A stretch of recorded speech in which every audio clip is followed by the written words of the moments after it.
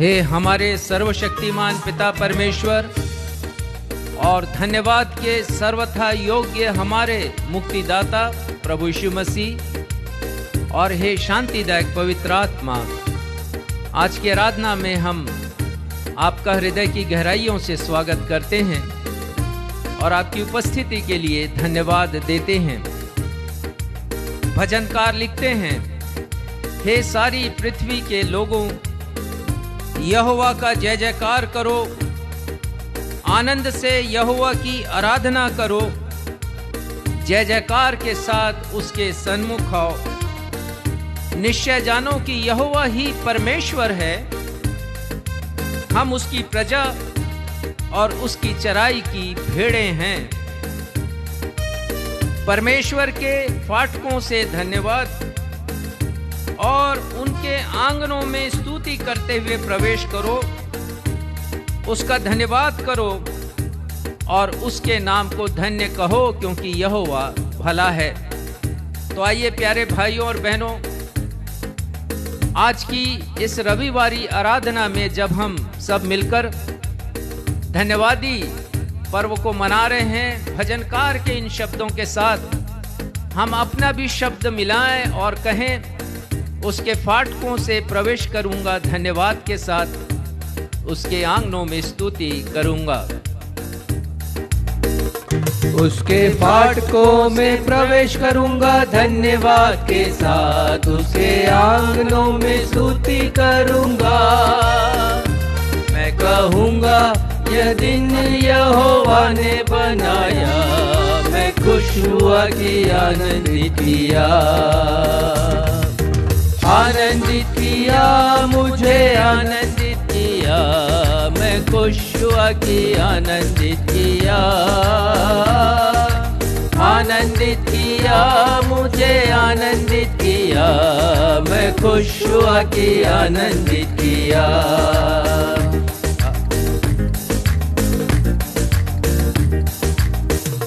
I will enter his gates with thanksgiving in my heart. I will enter his courts with praise. I will say, this is the day that the Lord has made. I will rejoice, for he has made me glad. He has made me glad. He has made me glad. I will rejoice, for he has made me glad. He has made me glad. He has made me glad. I will rejoice, for he has made me glad. I will rejoice, for he has made me glad. I will rejoice, for he has made me glad.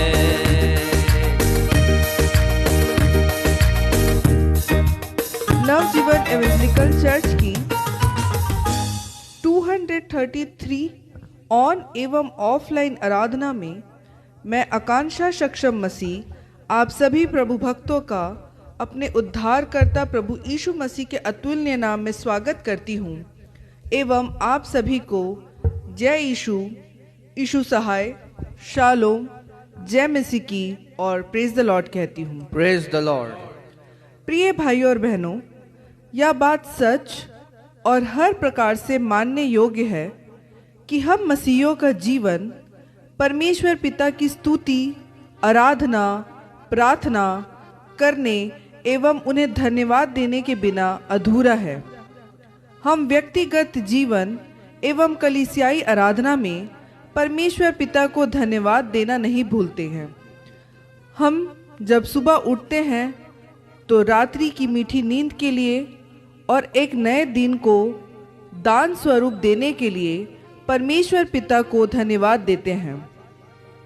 हम भोजन करने और यात्रा पर जाने के पहले सफलता पाने और भौतिक आशीषों को देने के लिए भी परमेश्वर पिता को धन्यवाद देते हैं, क्योंकि परमेश्वर पिता का वचन हमें शिक्षा देता है कि हमें हर समय प्रत्येक बात के लिए परमेश्वर पिता को उनकी अनगिनत आशीषों एवं अनुग्रह के लिए धन्यवाद देना चाहिए।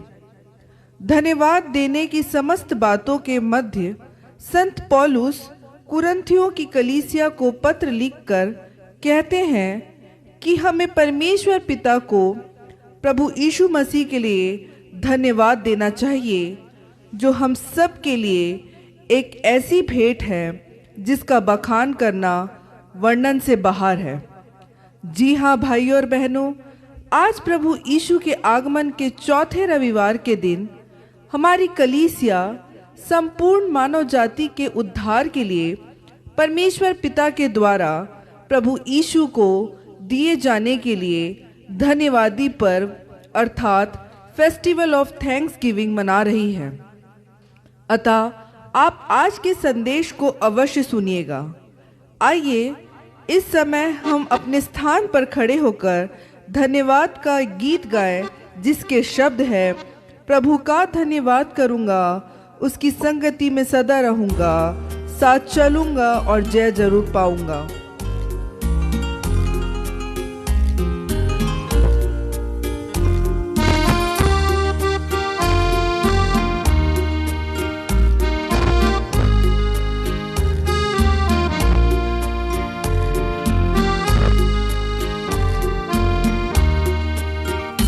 प्रभु का धन्यवाद करूंगा, उसकी संगति में सदा रहूंगा, साथ चलूंगा मैं जय जरूर पाऊंगा, साथ चलूंगा मैं जय जरूर पाऊंगा। प्रभु का धन्यवाद करूंगा, फिर से प्रभु का धन्यवाद करूंगा, उसकी संगति में सदा रहूंगा, साथ चलूंगा मैं जय जरूर पाऊंगा, साथ चलूंगा मैं जय जरूर पाऊंगा। प्रभु का धन्यवाद करूंगा।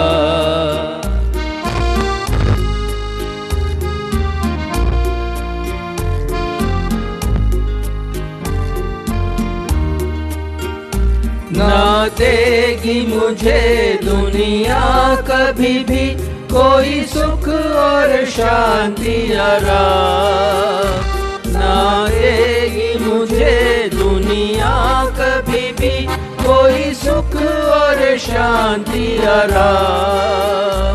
मेरे यीशु के साथ धन्य संगति में सदा मिलती खुशी मुझको, मेरे यीशु के साथ धन्य संगति में सदा मिलती खुशी मुझको। प्रभु का धन्यवाद करूंगा, उसकी संगति में सदा रहूंगा, साथ चलूंगा मैं जय जरूर पाऊंगा, साथ चलूंगा मैं जय जरूर पाऊंगा। प्रभु का धन्यवाद करूंगा।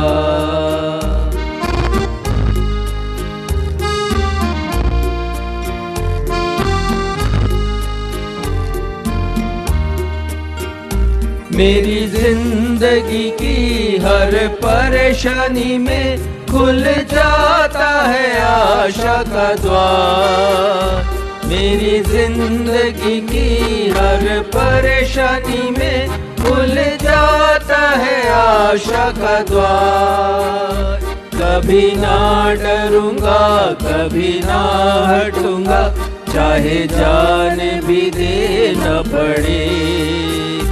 कभी ना डरूंगा, कभी ना हटूंगा, चाहे जान भी देना पड़े। प्रभु का धन्यवाद करूंगा, उसकी संगति में सदा रहूंगा, साथ चलूंगा मैं जय जरूर पाऊंगा, साथ चलूंगा मैं जय जरूर पाऊंगा। प्रभु का धन्यवाद करूंगा।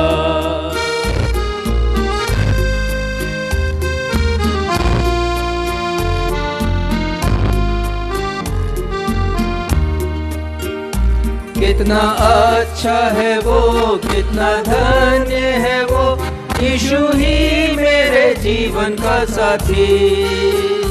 कितना अच्छा है वो, कितना धन्य है वो, यीशु ही मेरे जीवन का साथी। मेरी जरूरतों को पूरी करता है वो, कोई घटी नहीं मुझको। मेरी जरूरतों को पूरी करता है वो, कोई घटी नहीं मुझको।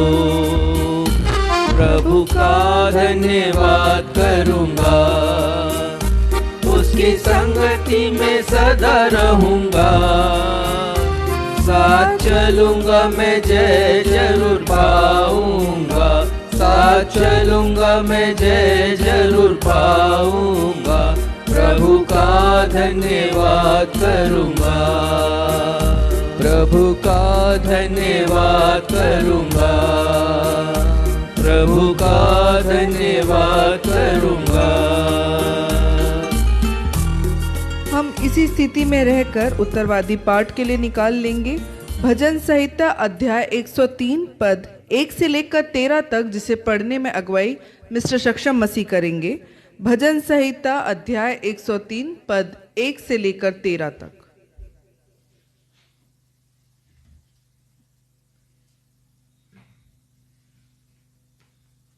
आइए हम सब मिलकर धर्मशास्त्र से निकाल लें भजन संहिता अध्याय 103 पद संख्या 1 से 13 तक। और जैसा कि हमारा दस्तूर रहा है, हम इस पैसेज को उत्तरवादी की रीति से पढ़ लेंगे और अंत में हम सब 12वें और 13वें पद को साथ में मिलकर के पढ़ लेंगे। भजन संहिता 103 पद 1 से 13।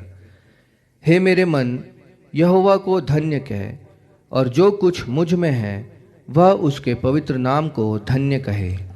हे मेरे मन, यहोवा को धन्य कह और उसके किसी उपकार को ना भूलना।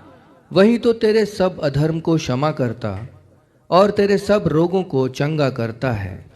वही तो तेरे प्राण को नष्ट होने से बचा लेता है और तेरे सिर पर करुणा और दया का मुकुट बांधता है। वही तो तेरी लालसा को उत्तम पदार्थों से तृप्त करता है, जिससे तेरी जवानी उकाब के समान नई हो जाती है। यहोवा सब पिसे हुओं के लिए धर्म और न्याय के काम करता है। उसने मूसा को अपनी गति और इस्राएलियों पर अपने काम प्रकट किए। यहोवा दयालु और अनुग्रहकारी, विलंब से कोप करने वाला और अति करुणामय है। वह सर्वदा वाद विवाद करता न रहेगा, न उसका क्रोध सदा के लिए भड़का रहेगा।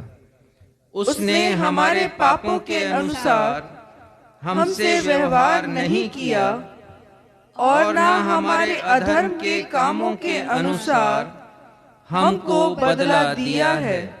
जैसे आकाश पृथ्वी के ऊपर ऊंचा है, वैसे ही उसकी करुणा उसके डरवैयों के ऊपर प्रबल है। उदयाचल अस्ताचल से जितनी दूर है, उसने हमारे अपराधों को हमसे उतनी ही दूर कर दिया है। सब साथ में पढ़ें। जैसे पिता अपने बालकों पर दया करता है, वैसे ही यहोवा अपने डरवैयों पर दया करता है। यह सत्य और जीवित परमेश्वर का सत्य और जीवित वचन है। परमेश्वर पिता, प्रभु यीशु मसीह और पवित्र आत्मा अपने इस वचन के पढ़े जाने, सुने जाने और समझे जाने पर हम में से हर एक को अपनी बहुतायत की आशीषों से परिपूर्ण करें। हम सब कहें आमीन। आमीन।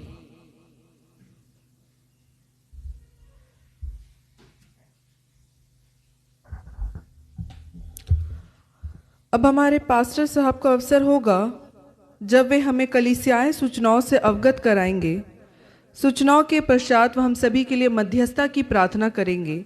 यदि आपके पास कोई प्रार्थना अनुरोध है तो उसे फेसबुक के कमेंट बॉक्स पर लिखकर हमें भेज दीजिए, हम आपके लिए प्रार्थना करेंगे।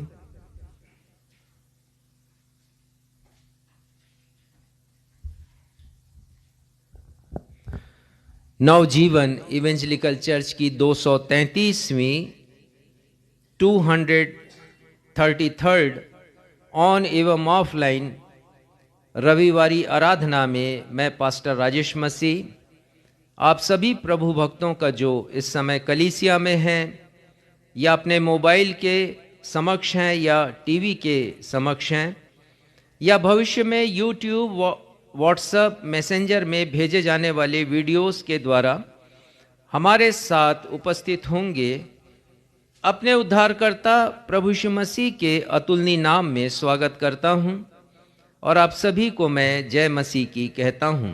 जय मसीह की। सूचनाएं इस प्रकार से हैं, जैसी पूर्व सूचना आपको दी गई थी कि पिछले सोमवार को हमने अर्थात 18 दिसंबर को प्रतिवर्षानुसार बिलासपुर शहर के 4 झुग्गी में रहने वाले झुग्गी बस्ती में रहने वाले लोगों के साथ हमने बड़ा दिन मनाया और ये हमारी कलीसिया की और नवजीवन सेवा समिति की एक परंपरा रही है कि इसके पहले कि हम अपना बड़ा दिन मनाएं, हम ऐसे लोगों के साथ जो अभाव में अपने जीवन को व्यतीत करते हैं, अभागा जीवन जीते हैं, उनमें से अनेक लोग कुष्ठ रोग से पीड़ित हैं, अनेक लोग दिव्यांग हैं, अनेक लोग अत्यंत वृद्धावस्था की स्थिति में हैं, अनेक महिलाएं वृद्धावस्था में हैं, परित्यक्ता हैं, झुग्गी बस्तियों में रहती हैं। ऐसी हर एक महिला के साथ जो विधवा हो गई हैं और स्लम में रहने वाले बच्चों के साथ हम बड़े दिन का उत्सव मनाते हैं, उसी हर्ष उमंग और उल्लास के साथ जैसा हम 25 दिसंबर को ख्रिस्ट जन्मोत्सव के दिन पर्व को मनाते हैं। हमारे लिए वो आनंद के क्षण होते हैं और हम समझते हैं कि उस दिन जैसे स्वर्ग पृथ्वी पर उतर आया है।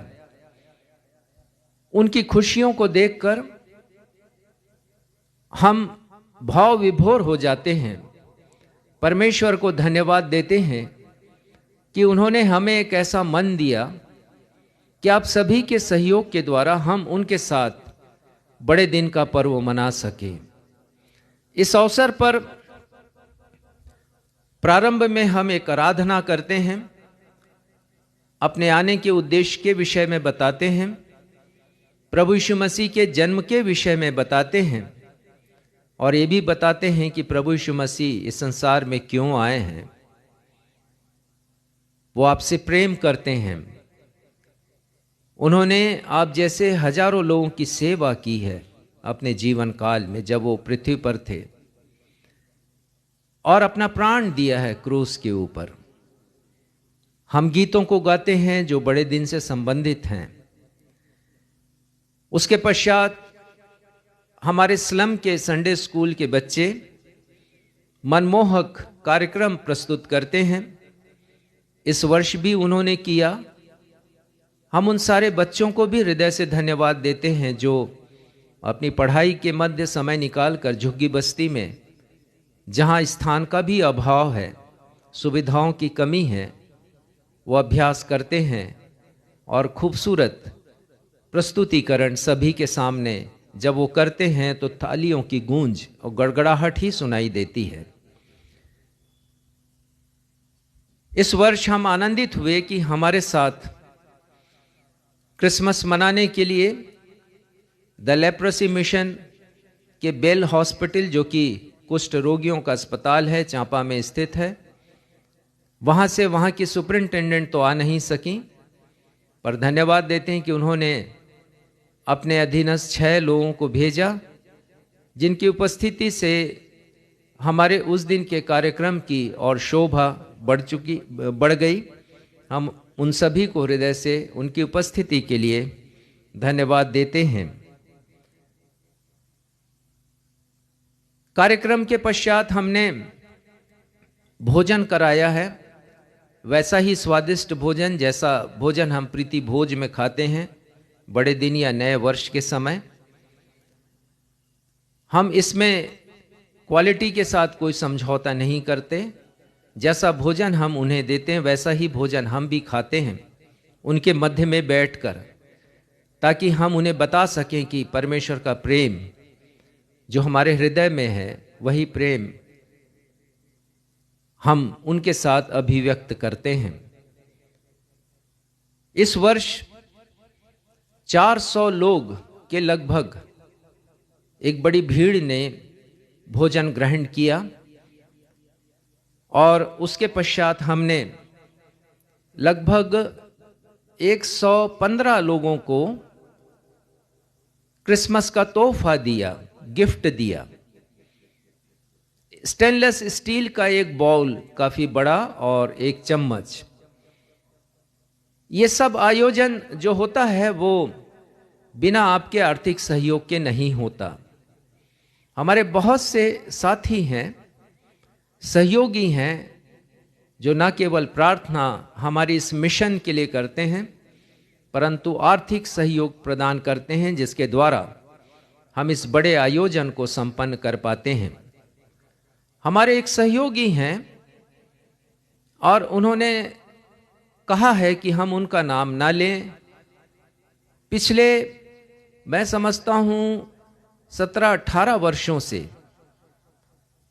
हमारे इस आयोजन को, इस वर्ष 23वां ये वर्ष था आयोजन का, और मैं समझता हूं करीब 20 से भी अधिक वर्षों से वो लगातार अपनी आर्थिक सहायता हमें दे रहे हैं, ताकि हम ऐसे लोगों के लिए जो कि बहुत ज़्यादा पीड़ित लोग हैं, उनके लिए हम बड़े दिन का तोहफा खरीद सकें, उन्हें दे सकें। इसके पहले तो जिस परंपरा में हम थे उसमें हम तोहफा लेना चाहते थे, जानते थे क्रिसमस ट्री हो या कुछ भी हो, हमने इनाम लेना ही सीखा था। लेकिन प्रभु ने हमें बताया कि हम अपने लिए नहीं, दूसरों के लिए जिए, क्योंकि यीशु इस दुनिया में सेवा लेने के लिए नहीं, सेवा करने के लिए आए, देने के लिए आए। और वचन कहता है कि लेने से देना धन्य है।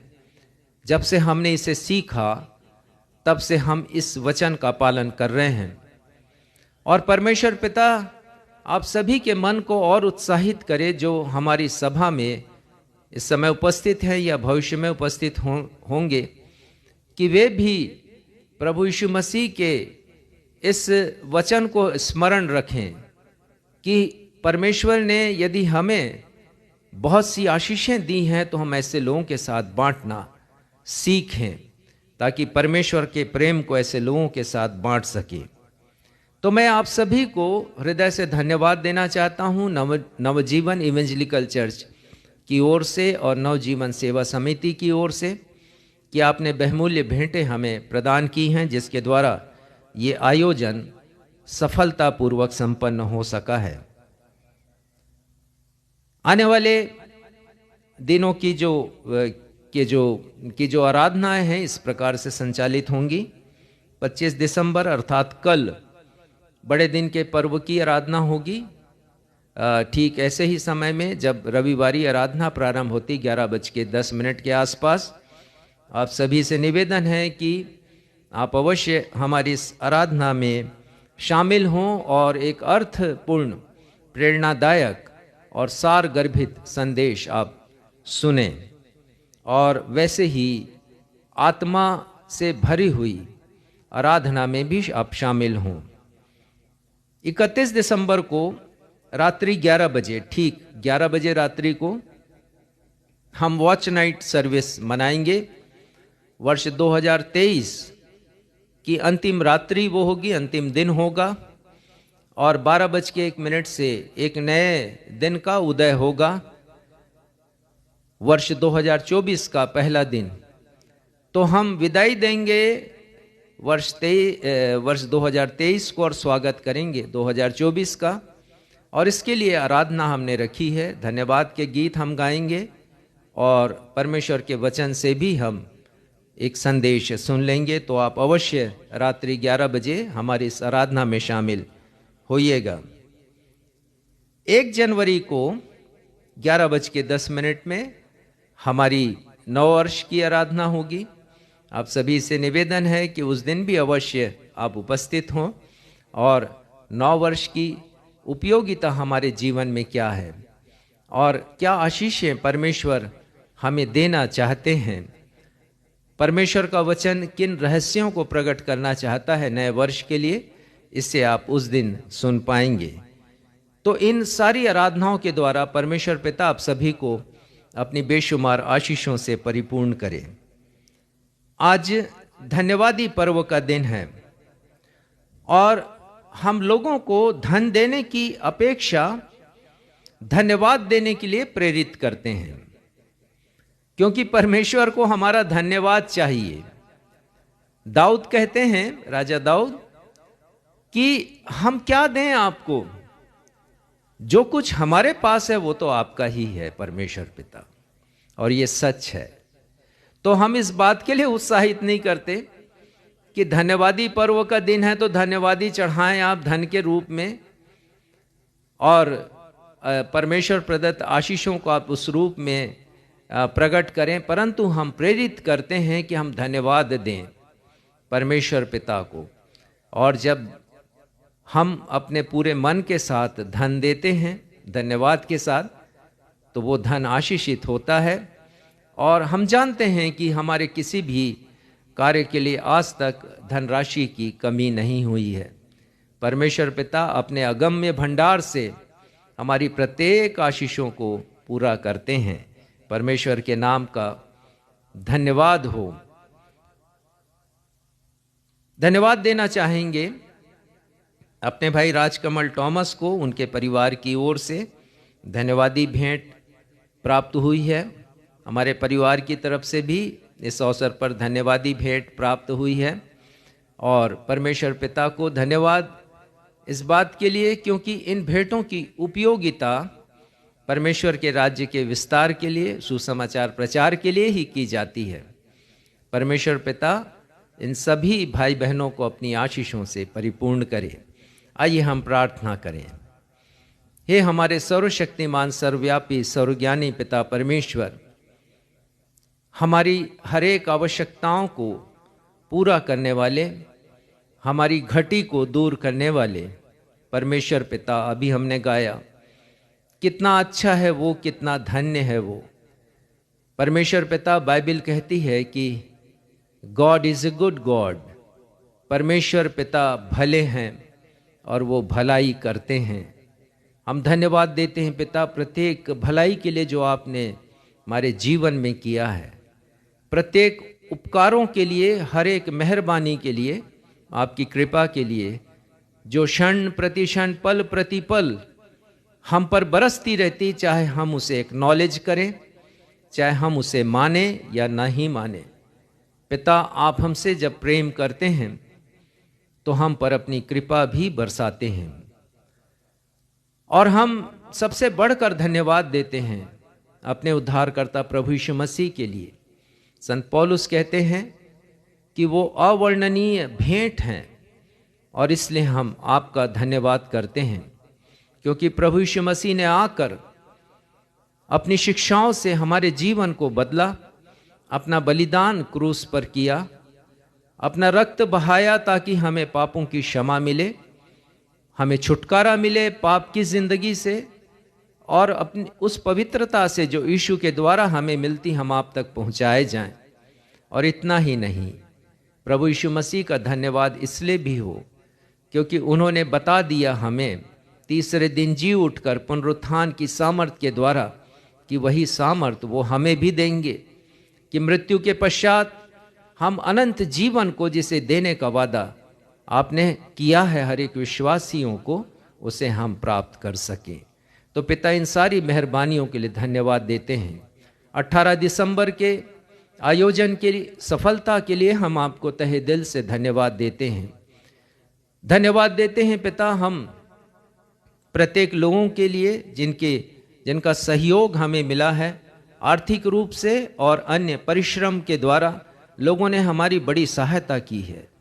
और पिता, इन सभी के साथ हम धन्यवाद देते हैं अन्नू कैटरिंग सर्विस वाले समस्त भाइयों को, उनकी सेवा को पिता की कम राशि में उन्होंने हम सब के लिए भोजन उपलब्ध कराया और अन्य सुविधाओं की वस्तुएं उन्होंने प्रदान की। उसी प्रकार पिता, हम धन्यवाद देते हैं कुष्ठ बस्ती में रहने वाले अपने बेटे अमर के लिए और बेटे के लिए हम धन्यवाद देते हैं पिता, जिन्होंने अपनी राजा के लिए धन्यवाद देते हैं जिन्होंने अपनी सहायता हमें प्रदान की और इस आयोजन को हम सफल बना सकें।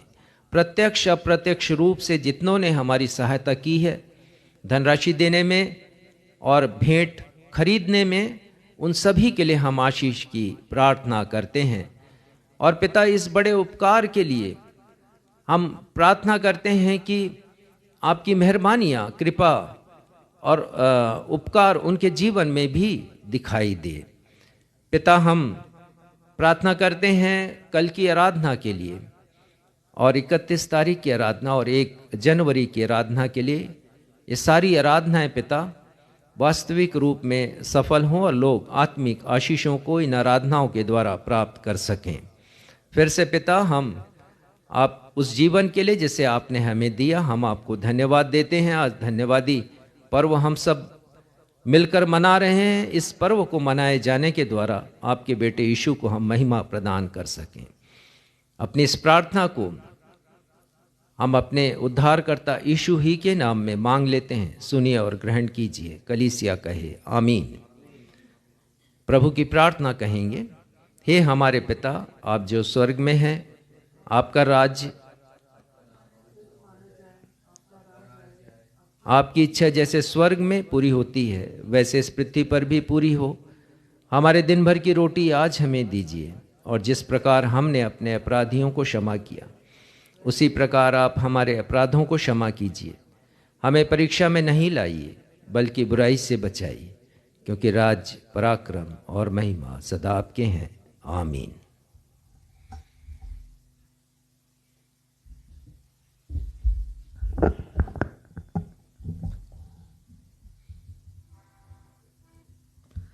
अब हम सभी के लिए अवसर होगा जब हम अपनी अपनी भेंटों तथा धन्यवादी भेंटों को अर्पण करने के द्वारा परमेश्वर पिता की महिमा करेंगे। यदि हमारे ऑनलाइन दर्शक भी अपने भेंटों तथा धन्यवादी भेंटों को हमारी कलीसिया के द्वारा किए जा रहे सेवा कार्य, कलीसिया भवन के निर्माण तथा सुसमाचार के विस्तार के लिए अर्पित करना चाहते हैं तो उनका स्वागत है। वे कृपया हमारे पास्टर साहब से संपर्क कर सकते हैं। आइए इस समय अपनी अपनी भेंटों को अर्पित करते हुए एक गीत गाएं।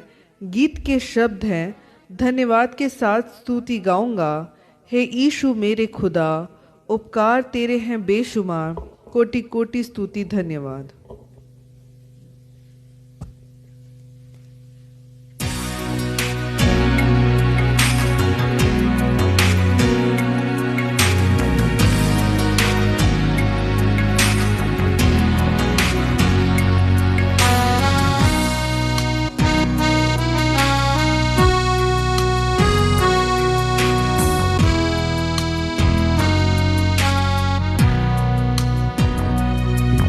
धन्यवाद के साथ स्तुति गाऊंगा, हे यीशु मेरे खुदा,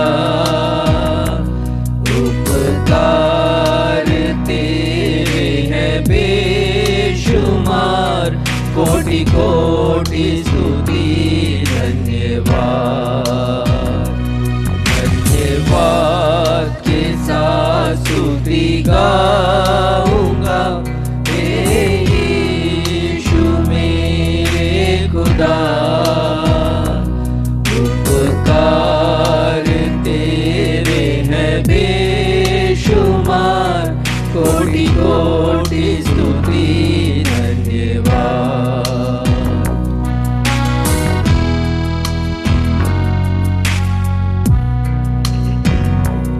योग्यता से बढ़ के दिया है अपनी दया से तूने मुझे,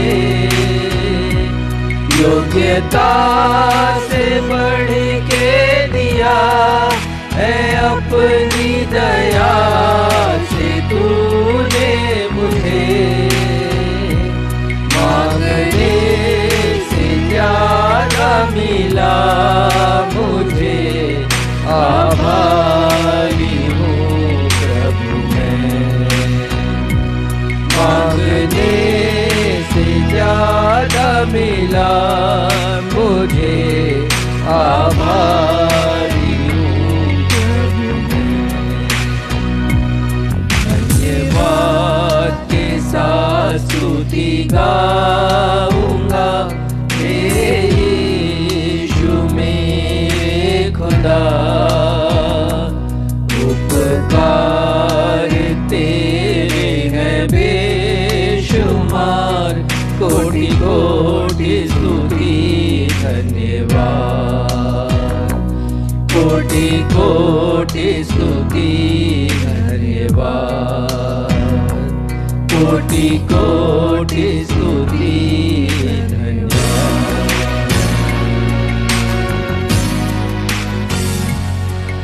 भेंटों के लिए धन्यवाद की प्रार्थना मिस्टर सक्षम मसीह करेंगे।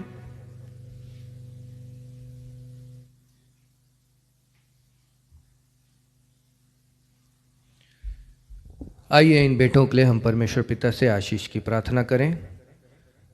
हे सर्वशक्तिमान पिता, हम एक बार फिर से आपके चरणों की समीपी में आते हैं। प्रभु जी, आज के इस विशेष दिन के लिए आपको हृदय की गहराइयों से धन्यवाद देते हैं, क्योंकि आपकी असीम कृपा है, आपकी करुणा है, आपकी रहमत है कि आज हम अपने आप को जीवितों के बीच में पाते हैं। प्रभु, इसलिए हम आपको अपने हृदय की गहराइयों से धन्यवाद देते हैं। धन्यवाद देते हैं परमेश्वर पिता आपको आपके उस महान भेंट के लिए जिसे आपने इस मानव जाति के लिए प्रभु यीशु मसीह के रूप में दिया। प्रभु यीशु मसीह के लिए हम जितना भी धन्यवाद दें प्रभु आपको, वो कम है, क्योंकि प्रभु यीशु मसीह के द्वारा ही हमारे लिए उद्धार के मार्ग को आपने प्रशस्त किया। प्रभु, हम प्रभु यीशु मसीह के जीवन के लिए और उनके बलिदान के लिए हम आपको धन्यवाद देते हैं। प्रभु, आज के दिन हमारे लिए विशेष दिन है, क्योंकि आज हम धन्यवादी पर्व मना रहे हैं और हमारे जीवन की हर एक उन आशीषों के लिए प्रभु हम आपको धन्यवाद देते हैं, चाहे वो भौतिक रूप से हो या आत्मिक रूप से हो। हर एक आशीषों के लिए प्रभु हम आपको धन्यवाद देते हैं। हम ये जानते हैं प्रभु, और हमारा विश्वास है कि हर एक उत्तम वस्तुएं हमें आपकी ओर से ही प्राप्त होती हैं। हम धन्यवाद देते हैं प्रभु कि आपने हमारे घरों को, हमारे खत्तों को आपने आशीषित रखा है। प्रभु, आपने हमारी कमाइयों के ऊपर अपनी आशीष भरा हाथ को रखा है और उस कमाई का एक छोटा सा अंश प्रभु हम आपके चरणों पे समर्पित करते हैं।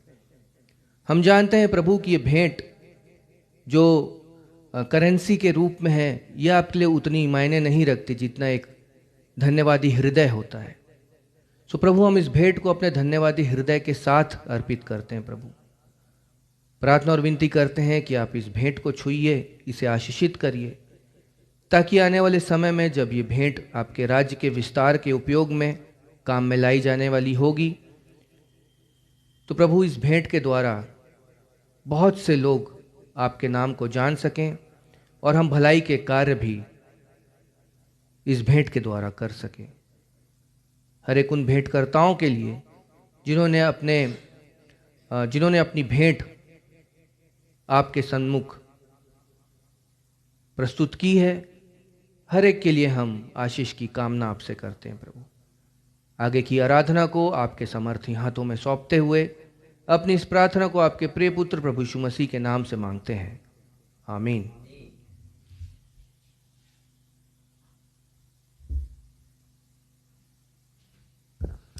पवित्र शास्त्र बाइबल से पाठों का पठन। पहला पाठ पुराने नियम से लय व्यवस्था अध्याय 22 पद 29 से लेकर 33 तक, जिसे पढ़ने में अगुवाई मिसेस बीना मसीह करेंगी। दूसरा पाठ नए नियम से दूसरा कुरिन्थियों अध्याय 9 पद 10 से लेकर 15 तक, जिसे पढ़ने में अगुवाई मैं करूंगी। पहला पाठ पुराने नियम से लय व्यवस्था अध्याय 22 पद 29 से लेकर 33 तक।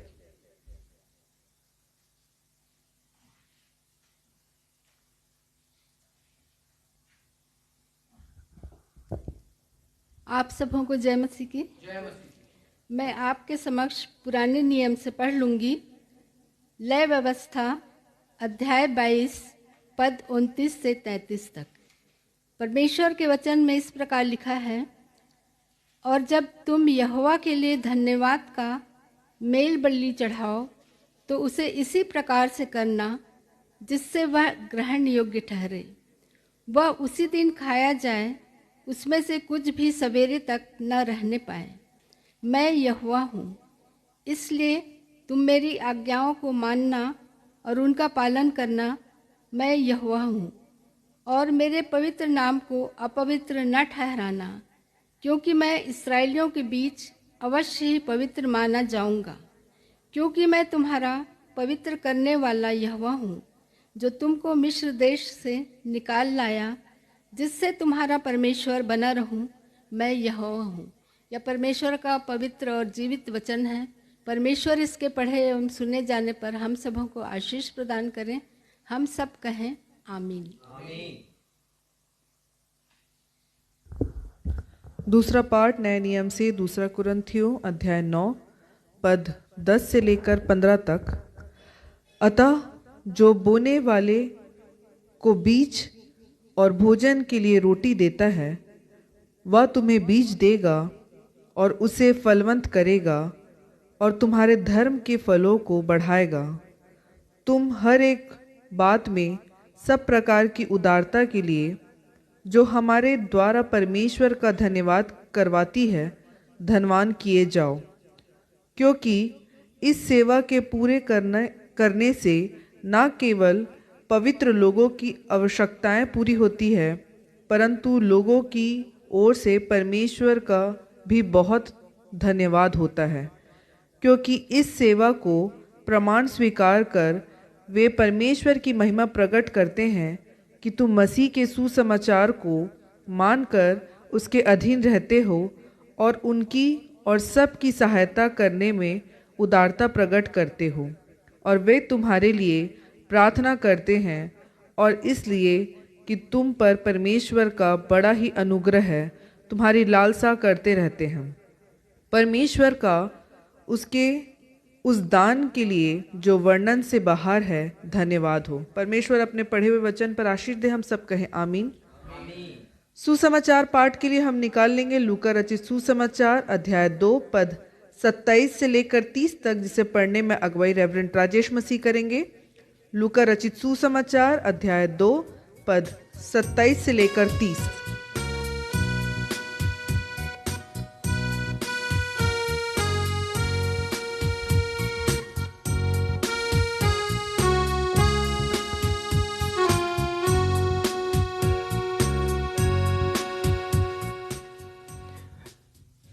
मैं इसमें थोड़ा सुधार करूंगा। आज के पाठ में लूका 2 अध्याय पद संख्या 25 से हम पढ़ेंगे, 25 से लेकर 30वें पद तक। और यहाँ इस प्रकार लिखा है, यरूशलेम में शमौन नामक एक मनुष्य था, और वह मनुष्य धर्मी और भक्त था, और इज़राइल की शांति की बाट जोह रहा था, और पवित्र आत्मा उस पर था। और पवित्र आत्मा द्वारा उस पर प्रकट हुआ कि जब तक वह प्रभु के मसीह को देख न लेगा, तब तक मृत्यु को नहीं देखेगा। वह आत्मा के सिखाने से मंदिर में आया, और जब माता पिता उस बालक यीशु को भीतर लाए कि उसके लिए व्यवस्था की रीति के अनुसार करें, तो उसने यीशु को अपनी गोद में लिया और परमेश्वर का धन्यवाद करके कहा, हे स्वामी, अब तू अपने दास को अपने वचन के अनुसार शांति से विदा करता है, क्योंकि मेरी आंखों ने तेरे उद्धार को देख लिया है। ये प्रभु यीशु मसीह का सुसमाचार है। हे प्रभु यीशु ख्रिस्ट, आपके नाम की महिमा हो, और हम सब कहें आमीन। आमीन।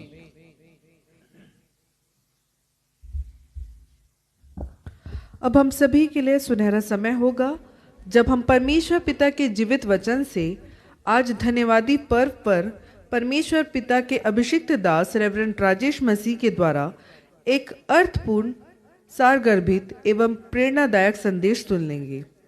आज के संदेश का विषय है परमेश्वर पिता को धन्यवाद, जिन्होंने यीशु को संपूर्ण मानव जाति के लिए भेंट स्वरूप प्रदान किया है।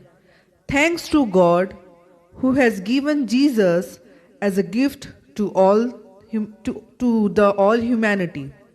परंतु इसके पहले कि हम आज का संदेश सुने, आइए हम सब आज के संदेश से ताल्लुक़ रखता हुआ बड़े दिन के पर्व का वह लोकप्रिय गीत गाएं, जिसके शब्द है, अब आओ विश्वासियों, जय जय करते आओ, अब आओ हम चले बैतलहम की ओर।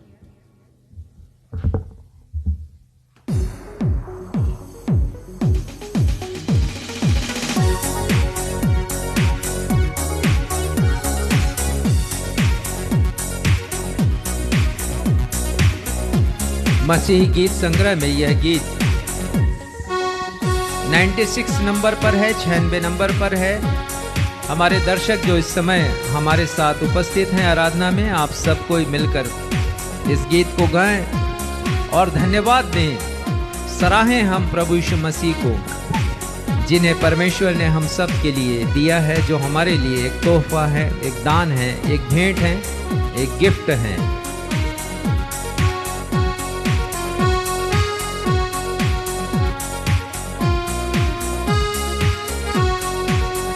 अब आओ विश्वासियों, जय जय करते आओ, अब आओ हम चले बैतलहम की ओर। चरनी में देखो महिमा का राजा, अब आओ हम सराहें, अब आओ हम सराहें, अब आओ हम सराहें प्रेज प्रभु को।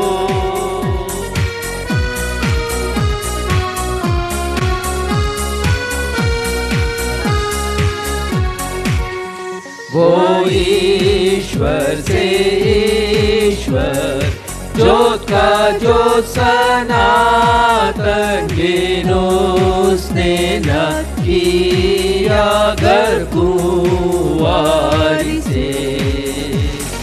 सच्चा परमेश्वर ना से जा पर जन्मा, अब आओ हम सराहें, अब आओ हम सराहें, अब आओ हम सराहें प्रेज प्रभु को।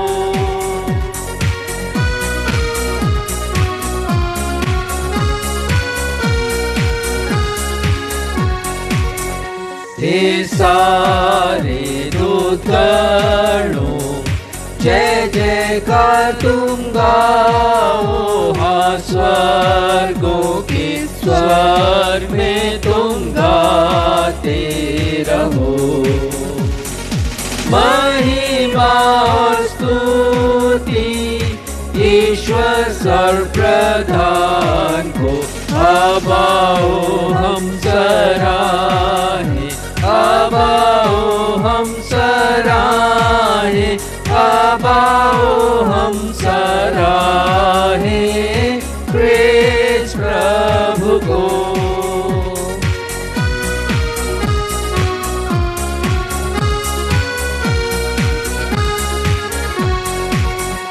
आमीन प्रभु धन हो, दान के लिए जन्मा है यीशु, हो तेरी अनंत महिमा। पिता का वचन अब देधारी हुआ, अब आओ हम सराहें, अब आओ हम सराहें, अब आओ हम सराहें प्रेज प्रभु को। अब आओ हम सराहें अब आओ हम सराहें कृष्ण प्रभु को।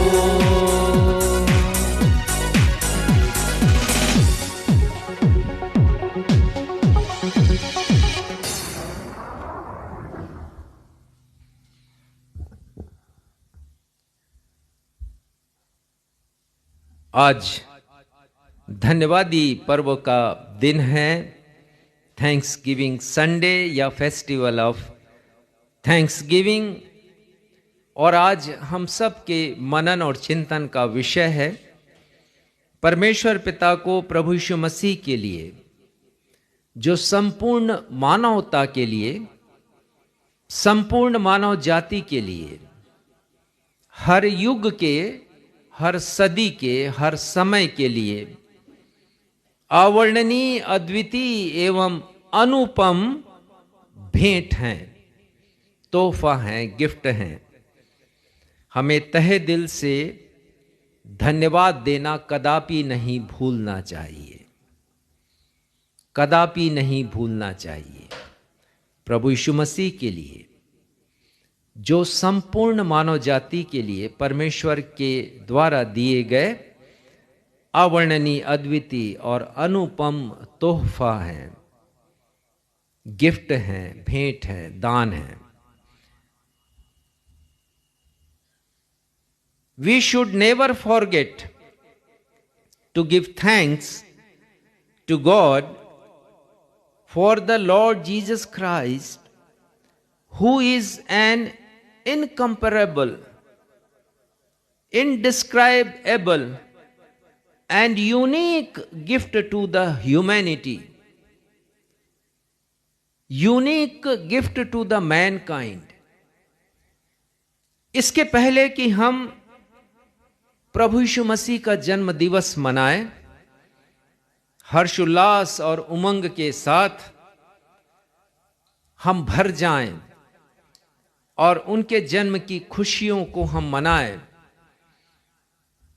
उसके पहले परमेश्वर पिता को धन्यवाद दें प्रभु यीशु मसीह के लिए। परमेश्वर को धन्यवाद देना या धन्यवादी हृदय प्रकट करना हमारी बाइबिल और आराधना का अभिन्न हिस्सा है, महत्वपूर्ण हिस्सा है। कुछ आंकड़े आपको देना चाहूंगा। बाइबिल में धन्यवाद शब्द को बहुत महत्व दिया गया है और मैं समझता हूं कि सारी दुनिया में यदि धन्यवाद दिया जाता है, शिष्टाचार का कोई विषय या शब्द है, तो बाइबिल से ही वो आया है। 194 बार 194 टाइम्स धन्यवाद शब्द बाइबिल में आया है। पुराने नियम में 115, जिसमें से अकेले भजन संहिता में 69 टाइम्स आया है। तो आप समझ सकते हैं कि भजनों का भी एक प्रमुख विषय धन्यवाद देना है। और नए नियम में 79 टाइम्स आया है। लूका रचित सुसमाचार में 11 बार, और लूका रचित सुसमाचार अन्य जातियों के लिए लिखा गया है। वैद्य लूका के द्वारा अन्य जातियों के लिए लिखा गया। 11 बार उसमें धन्यवाद शब्द आया है। धन्यवाद शब्द का प्रथम उल्लेख उत्पत्ति 29 अध्याय के 35 पद में हमें पढ़ने मिलता है, और हम पढ़ते हैं वहां पर कि याकूब की पत्नी लिया ने अपने चौथे पुत्र के जन्म पर लिखा है धन्यवाद शब्द। लिया के विषय हम पढ़ते हैं कि 4 पुत्रों को उन्होंने जन्म दिया था, और लिखा है कि जब चौथा पुत्र उत्पन्न हुआ तो लिया ने अपने उस पुत्र का नाम यहूदा रखा था। और यहूदा हिब्रू भाषा का शब्द है जिसका अर्थ होता है मैं परमेश्वर का धन्यवाद करूंगी, या जिसका धन्यवाद हुआ हो। और हम सब जानते हैं ये कोई छोटा धन्यवाद नहीं था। भविष्यवाणी के रूप में लिया ने कहा, क्योंकि यहूदा के वंश से ही दाऊद उत्पन्न हुए हैं, और दाऊद के वंश से यीशु 40 पीढ़ी के पश्चात प्रभु यीशु मसीह के लिए धन्यवाद। कितनी अद्भुत है हमारी बाइबल, परमेश्वर का वचन। तो ये धन्यवाद का प्रथम उल्लेख हम पढ़ते हैं उत्पत्ति 29 अध्याय के 35 पद में, और अंतिम उल्लेख प्रकाशित वाक्य 11 उसके 17वें पद में हमें पढ़ने के लिए मिलता है, जहां पर सर्वशक्तिमान परमेश्वर को धन्यवाद दिया गया है। नए नियम में पहला धन्यवाद जकरयाह ने दिया, जो यूहन्ना बपतिस्मा देने वाले के पिता थे, जिनके वृद्धावस्था में परमेश्वर ने उन्हें एक पुत्र दिया और उन्होंने अपने पुत्र का नाम रखा था यूहन्ना। लूका पहला अध्याय और 64वां पद पढ़िएगा। नए नियम में पहला धन्यवाद, लूका रचित सुसमाचार पहला अध्याय 64वां पद। तब उसका मुंह और जीभ तुरंत खुल गई और वह बोलने और परमेश्वर को धन्यवाद करने लगा। हाँ, जकरिया ने चूंकि विश्वास नहीं किया था, जिब्राइल स्वर्गदूत की बात पर जब उन्होंने कहा था कि जकरिया तुम्हारे पुत्र होगा, उसने विश्वास नहीं किया। उनकी पत्नी इलीशिबा ने विश्वास किया, जकरिया ने नहीं किया, तो उनकी बोलना बंद हो गया और वो बोल नहीं पाते थे। पर जैसे ही उन्होंने अपने पुत्र का नाम जो मन में सोचा यूहन्ना, वही नाम इलीशिबा ने सोचा था, तो उनकी जीभ खुल गई और वो बोलने लगे, और जो पहला शब्द उन्होंने कहा है वो धन्यवाद का शब्द निकला है। हमारी आराधना और भक्ति में परमेश्वर पिता को धन्यवाद देना और उनकी स्तुति करना, इसका बड़ा महत्व है। स्तुति और धन्यवाद ये दोनों शब्द एक दूसरे के प्रतिपूरक हैं। अर्थात यदि स्तुति है तो धन्यवाद है, और धन्यवाद है तो स्तुति है। स्तुति बिना धन्यवाद के अर्थहीन है, और धन्यवाद बिना परमेश्वर की स्तुति के अर्थहीन है। तो ये दोनों एक दूसरे के प्रतिपूरक हैं, और बाइबल में ये दोनों शब्द संयुक्त रूप से 14 बार प्रयुक्त हुए हैं। हमारी आराधना और भक्ति धन्यवाद एवं स्तुति के बिना प्राणहीन है। यदि हम कहें कि परमेश्वर की आराधना कर रहे हैं, उनकी भक्ति कर रहे हैं, और हमारी इस आराधना में केवल स्तुति गान हो और धन्यवाद ना हो, तो वो प्राणहीन है, आत्मा ही नहीं है आराधना में। इसीलिए जब भी हम आराधना करें, परमेश्वर की स्तुति करें, तो परमेश्वर को धन्यवाद देना ना भूलें। धन्यवाद हमारी आराधना का, हमारी प्रार्थना का, हमारी चर्चा का प्रमुख विषय होना चाहिए। दाऊद के लिए इतना प्रमुख विषय था कि जब वो सत्ता पर आसीन हुए, सिंहासन पर आसीन हुए 30 वर्ष की आयु में, तो उन्होंने एक गायक को नियुक्त किया और उनका नाम था आसाफ, और उसके लिए यह ठहरा दिया कि परमेश्वर के वाचा का जो संदूक है उसके सामने वो परमेश्वर को की स्तुति करें और उन्हें धन्यवाद वो दिया करें। और आसाफ एक बहुत अच्छे संगीत निर्देशक थे, म्यूजिक डायरेक्टर। उन्होंने 10 भजन भी लिखे हैं, बहुत अच्छे गायक थे, बहुत अच्छे म्यूजिक डायरेक्टर थे, वाद्य कलाकार भी थे, और झांझ बजाने में निपुण थे। तो इतना महत्वपूर्ण था दाऊद के लिए कि उन्होंने एक म्यूजिक डायरेक्टर जिनका नाम आसाफ था, उसे नियुक्त किया कि वो परमेश्वर की स्तुति करें और परमेश्वर को धन्यवाद देते रहे, जिसका उल्लेख आप पढ़ सकते हैं। पहला इतिहास 16, 4, 5, 6 पद में आप इसे पढ़ सकते हैं। और आज आराधना के प्रारंभ में हमने भजन संहिता 100 पढ़ा है, 100 साम 100, और वो धन्यवाद का एक भजन है। और उसमें लिखा है कि उसके फाटकों में धन्यवाद और उसके आंगनों में स्तुति करते हुए प्रवेश करो। और प्रारंभ में हमने कोरस भी गाया, उसके फाटकों में प्रवेश करूंगा धन्यवाद के साथ। तो धन्यवाद हमारे मसीही जीवन का एक अभिन्न हिस्सा है, और परमेश्वर पिता को धन्यवाद देना न सिर्फ हमारी कलीसियाई जीवन अपितु व्यक्तिगत मसीही जीवन का एक महत्वपूर्ण हिस्सा होना चाहिए। एक मसीही का जीवन धन्यवाद के बिना शून्य है।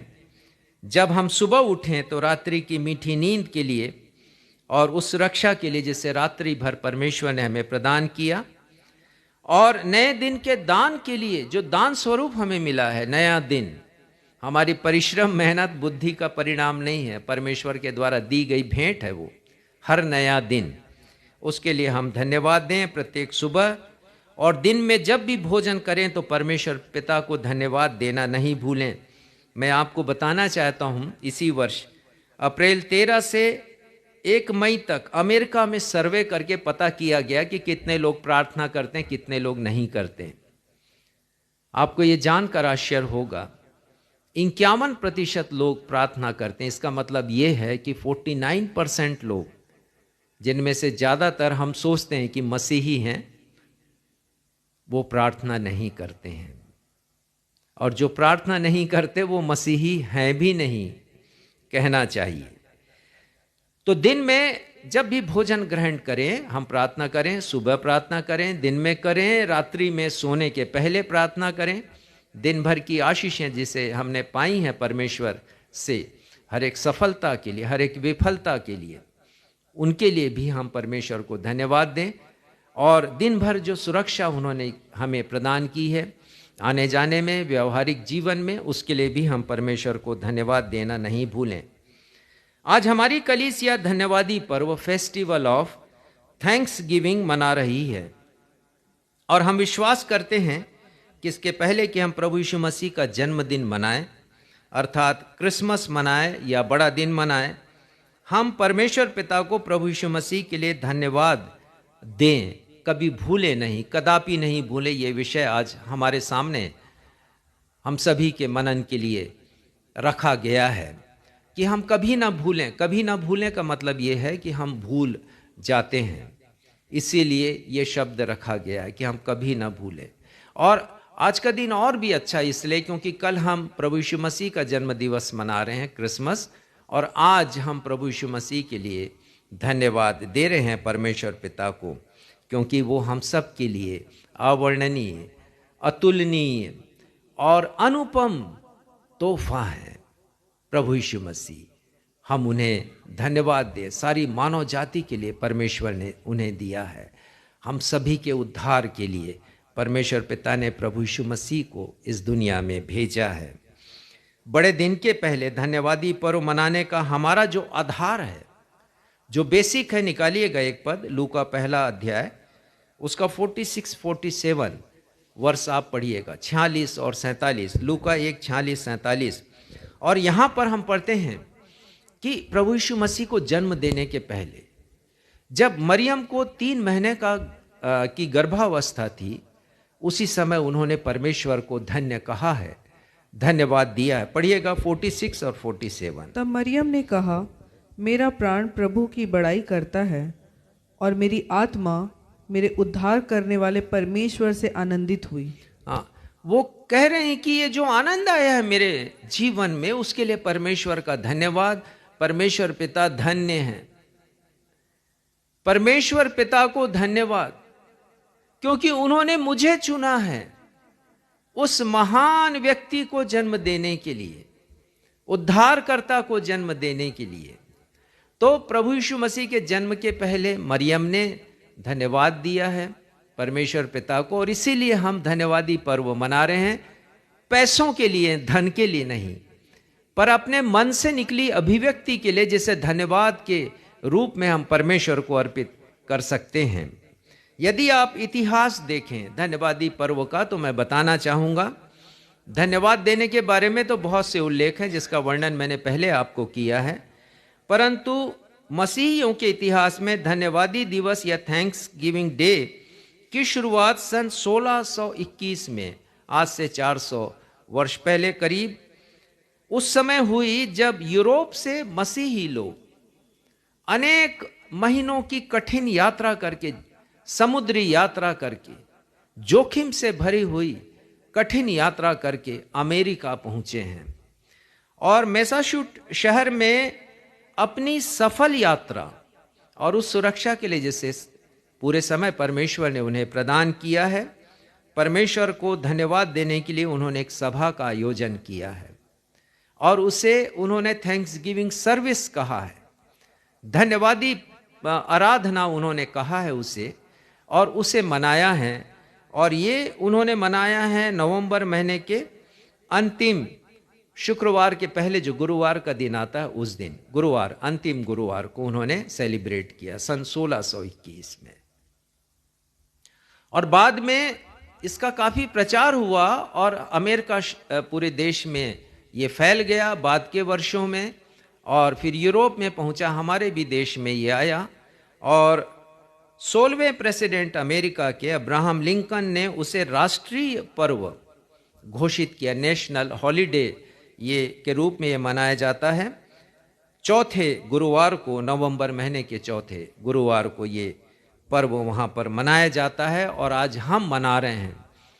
और हमारे मनाने का आशय ये है कि हम परमेश्वर पिता को प्रभु यीशु मसीह के लिए धन्यवाद दें।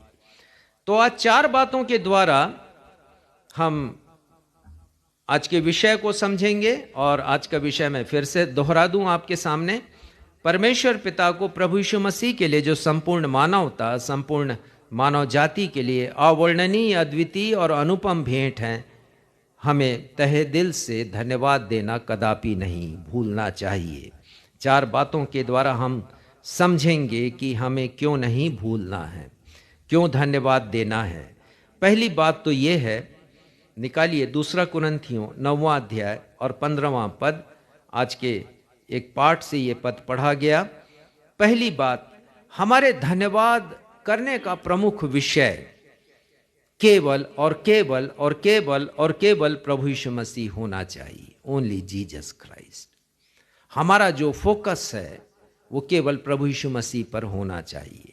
2 कुरिन्थी 9वां अध्याय 15वां पद, परमेश्वर का उसके उस दान के लिए जो वर्णन से बाहर है धन्यवाद हो।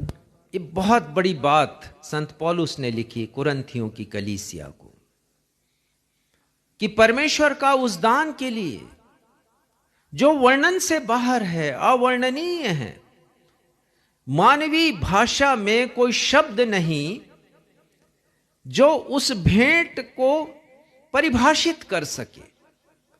इतना बड़ा तोहफा पूरी मानव जाति के लिए केवल एक शब्द है, धन्यवाद। इससे बड़ा कोई शब्द नहीं। और जो कुछ परमेश्वर ने किया है वो धन्यवाद भी छोटा है उसके लिए, पर चूंकि ये हमारी भाषा में है, हर एक भाषा में है, धन्यवाद का शब्द परमेश्वर पिता को संत पौलुस धन्यवाद देते हैं और आज हम धन्यवाद दे रहे हैं। और हमारे धन्यवाद का विषय केवल और केवल प्रभु यीशु मसीह ही होना चाहिए। Jesus Christ is matchless, indescribable and unique gift to the all humanity, to the all mankind. प्रभु यीशु मसीह संपूर्ण मानवता के लिए परमेश्वर की ओर से एक अनुपम भेंट है। बड़े दिन के समय बहुत से दृश्य हमारे सामने आते हैं, आंखों के सामने या हृदय में जन्म लेते हैं, और उनमें से एक दृश्य गडरियों का भी है कि गडरियों को स्वर्गदूत ने संदेश दिया है। लूका 2 अध्याय के 11वें पद में, और वहां पर स्वर्गदूत ने जब दर्शन दिया है तो वो कहते हैं कि एक उद्धार करता, देखो मैं तुम्हें एक बड़े आनंद का सुसमाचार सुनाता हूं कि तुम्हारे लिए एक उद्धार करता जन्मा है। और यह आनंद का सुसमाचार सबके लिए, संपूर्ण मानव जाति के लिए, जिसका वर्णन मैंने अपने विषय में किया है। संपूर्ण मानव जाति के लिए उद्धारकर्ता ने जन्म लिया है। और उन्होंने जो पता बताया है, लिखा है, उसका पता यह होगा, मैं चाहूंगा कि आप पढ़ें पद 12, लूका 2 अध्याय का पद 12। देखिए क्या लिखा है, जो एक एड्रेस बतलाया, पता बताया वहां पर। और इसका तुम्हारे लिए यह पता है कि तुम एक बालक को कपड़े में लिपटा हुआ और चरनी में पड़ा पाओगे। तुम एक बालक को कपड़े में लिपटा हुआ, और कपड़े में लिपटा हुआ इस वाक्यांश का गहरा अर्थ है। किसी ने बहुत सुंदर इसकी व्याख्या की है, और वो कहते हैं कि जिस प्रकार हम किसी को कोई गिफ्ट देते हैं, इनाम देते हैं, तोहफा देते हैं, तो उसे एक बहुत खूबसूरत कागज में लपेट कर हम देते हैं। तो ये प्रभु यीशु मसीह सारी मानव जाति के लिए एक तोहफा है, कपड़े में लिपटा हुआ तोहफा, परमेश्वर की ओर से दिया गया तोहफा। संत पौलुस इस अनुपम भेंट के लिए परमेश्वर पिता को धन्यवाद अर्पित करते हैं। तो हमारे धन्यवादी पर्व का जो हृदय स्थल होना चाहिए, केंद्र बिंदु होना चाहिए, फोकस पॉइंट जो होना चाहिए, हमारे मनन का प्रमुख विषय आज के दिन के लिए खासकर, और हमारे आकर्षण का मुख्य व्यक्ति तो केवल और केवल प्रभु यीशु मसीह ही होना चाहिए आज के इस पूरे दिन के। और हम धन्यवाद दें प्रभु यीशु मसीह के लिए, जो परमेश्वर की ऐसी भेंट हैं जिनका वर्णन मानवीय भाषा के परे है, वर्णन से बाहर है। लेकिन क्या धन्यवादी पर्व में प्रभु यीशु मसीह वास्तव में हृदय स्थल बन रहे हैं आराधना का? क्या क्राइस्ट सेंटर्ड वर्शिप हो रही है थैंक्स गिविंग डे में? क्या प्रभु यीशु मसीह केंद्र बिंदु हैं? क्या प्रभु यीशु मसीह ही मनन का प्रमुख विषय है? सच्चाई यह है कि बहुत सी कलीसियाओं में ऐसा प्रतीत नहीं होता है। आप सहमत होंगे मेरी इस बात से। बहुत सी कलीसियाओं में धन्यवादी पर्व अब क्राइस्ट सेंटर्ड ना होकर के मनी सेंटर्ड हो गया है, अर्थात यीशु केंद्रित नहीं है, धन केंद्रित हो गया है। बहुत सी कलीसियाओं में धन को अधिक महत्व देना अर्थात धन की पूजा करने के समान है। It is like worshipping money. हमें तो आराधना करना है यीशु की, लेकिन इस कदर धन को आजकल महत्व दिया जा रहा है कि लगता है कि हम धन की ही आराधना करने लगे हैं। क्या यह सच नहीं कि कलीसियाओं में धन्यवादी पर्व के पहले परमेश्वर के उन वचनों पर कलीसिया के लोगों का ध्यान आकर्षित किया जाता है जिन वचनों में देनगी के विषय में लिखा गया है, परमेश्वर की आशीषों के विषय में जहां पर प्रतिज्ञाएं लिखी गई हैं, इन्हीं पर ही फोकस किया जाता है। और मैंने पाया है कि बहुत सी कलीसियाओं में विशेष लिफाफे तैयार किए जाते हैं जिन पर इन पदों को लिखा जाता है ताकि लोग और भी ज्यादा प्रेरित हों, कलीसिया में और भी ज्यादा धन आए, और भी ज्यादा धन आए। क्राइस्ट सेंटर्ड ना होकर मनी सेंटर्ड कलीसियाएं हो गई हैं। मलाकी 3:10 का उदाहरण दिया जाता है जहां लिखा, सारे दशमांश मेरे भंडार में ले आओ, तब मैं आकाश के झरोखे खोल कर तुम पर आशीषों की वर्षा करूंगा। और एक मना स्थिति बन जाती, माइंड सेट बन जाती है कि यदि इस दुनिया में हमें सुख सुविधाएं पानी है, सुख सुविधाओं के साधन पाना है, भौतिक साधन पाना है, आराम और सुख का जीवन इसी जीवन में प्राप्त करना है, तो हम ले आए अपने धन को कलीसिया में।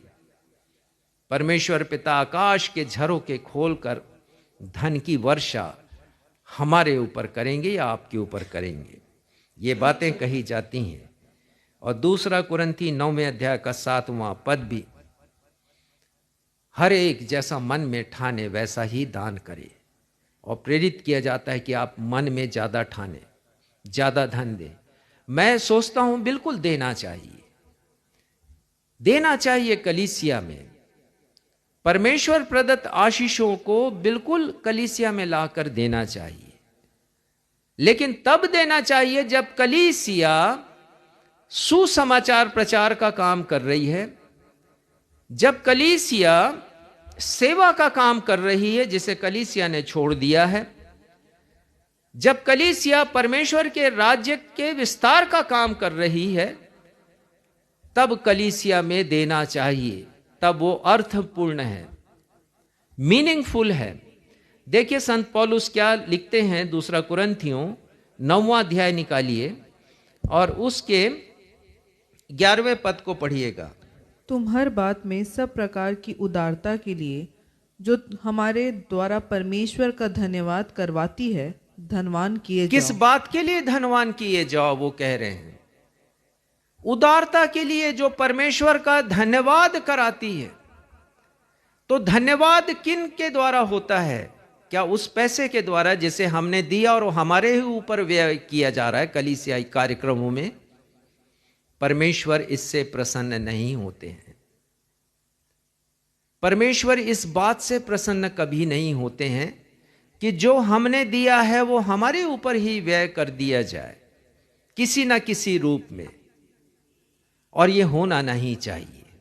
क्योंकि आज हमने लय व्यवस्था से भी एक पद पढ़ा है, 22वां अध्याय, उसका देखिएगा 29वां पद, 22 अध्याय लय व्यवस्था का 29वां पद। और जब तुम यहोवा के लिए धन्यवाद का मेल बलि चढ़ाओ तो उसे इसी प्रकार से करना जिससे वह ग्रहण योग्य ठहरे। तो ग्रहण योग्य भेंट हम अर्पित करें, जरूर हम लेकर के आए भेंट कलीसिया में देने के लिए, परंतु सोच लीजिए कि ग्रहण योग्य तब होगा जब उसके द्वारा परमेश्वर की महिमा होती है। 13वां पद पढ़िएगा, फिर से निकालिए 2 कुरिन्थी 9 और उसका 13वां पद पढ़िएगा।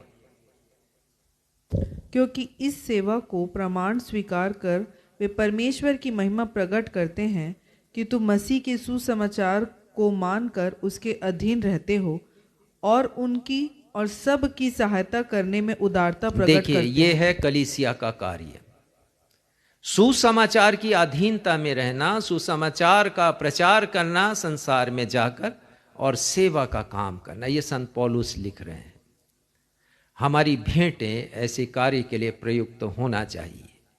तो मनी सेंटर्ड बना दिया हमने थैंक्स गिविंग डे को, और ऐसा नहीं होना चाहिए, क्योंकि ऐसा करना तब सुहाना लगता है जब कलीसिया के लोगों के द्वारा दिए गए धन की पारदर्शिता बनाकर रखी जाए।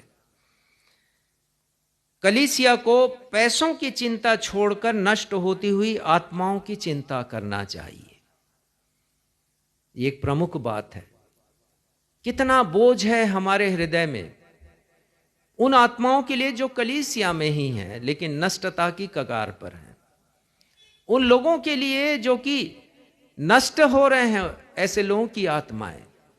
कितनी चिंता, जितनी हम धन की चिंता करते हैं, क्या उन आत्माओं की भी चिंता करते हैं जो नष्ट हो रही हैं?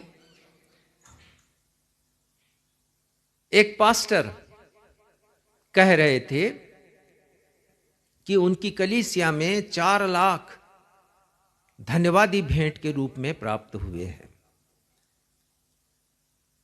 धन का हिसाब रखा, आत्माओं का हिसाब नहीं। परमेश्वर को कैसे ग्रहण योग्य होगा वो धन?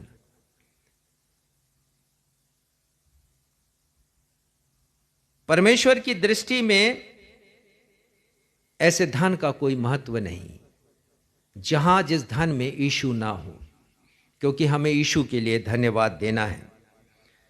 अनेक कलीसियाओं में बजट बनाया जाता है, धन का बजट, परंतु आत्माओं का बजट नहीं बनाया जाता।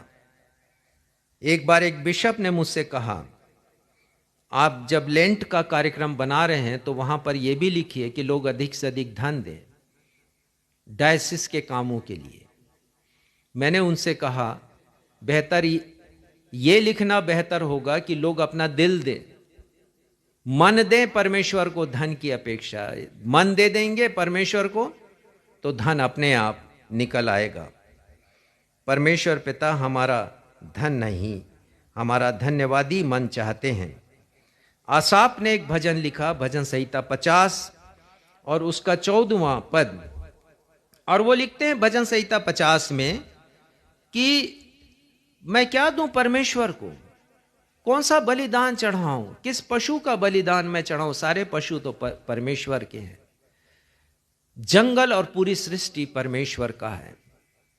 और वो 14वें पद में लिखते हैं, यदि आपको मिला है तो उसे पढ़ दीजिए, भजन संहिता 50 उसका 14वां पद। परमेश्वर को धन्यवाद ही का बलिदान चढ़ा और परम प्रधान के लिए अपनी मन्नतें पूरी कर। परमेश्वर को धन्यवाद ही का बलिदान चढ़ा।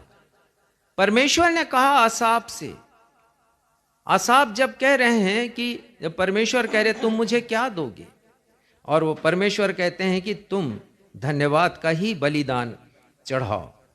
और पहला इतिहास उसके अंतिम अध्याय में हम पढ़ते हैं कि राजा दाऊद ने एक बड़ी सभा की है। परमेश्वर का भवन वो बनाना चाह रहे हैं, सामग्री इकट्ठी कर रहे हैं, लेकिन उन्होंने क्या लिखा है, अपनी सभासदों से उन्होंने क्या कहा है? 29 अध्याय के 14वें पद में वो कहते हैं, मैं क्या हूं और मेरी प्रजा क्या है कि हमको इस रीति से अपनी इच्छा से तुझे भेंट देने की शक्ति मिले। वो कहते हैं तुझी से तो सब कुछ मिलता है और हमने तेरे हाथ से पाकर तुझे दिया है।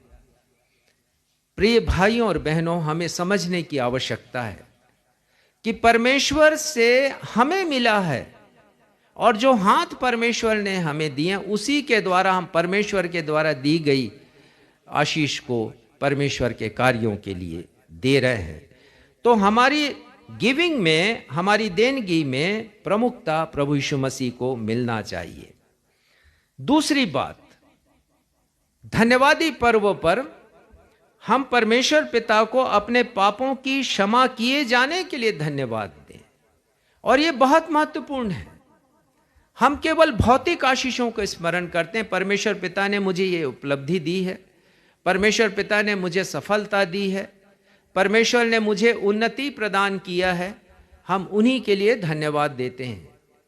परंतु क्या हमने धन्यवाद दिया है पापों को के क्षमा किए जाने के लिए? ये बड़ा महत्वपूर्ण है। मैं समझता हूं कि सबसे बड़ा विषय है कि हम अपने पापों की क्षमा किए जाने के लिए परमेश्वर को धन्यवाद दें।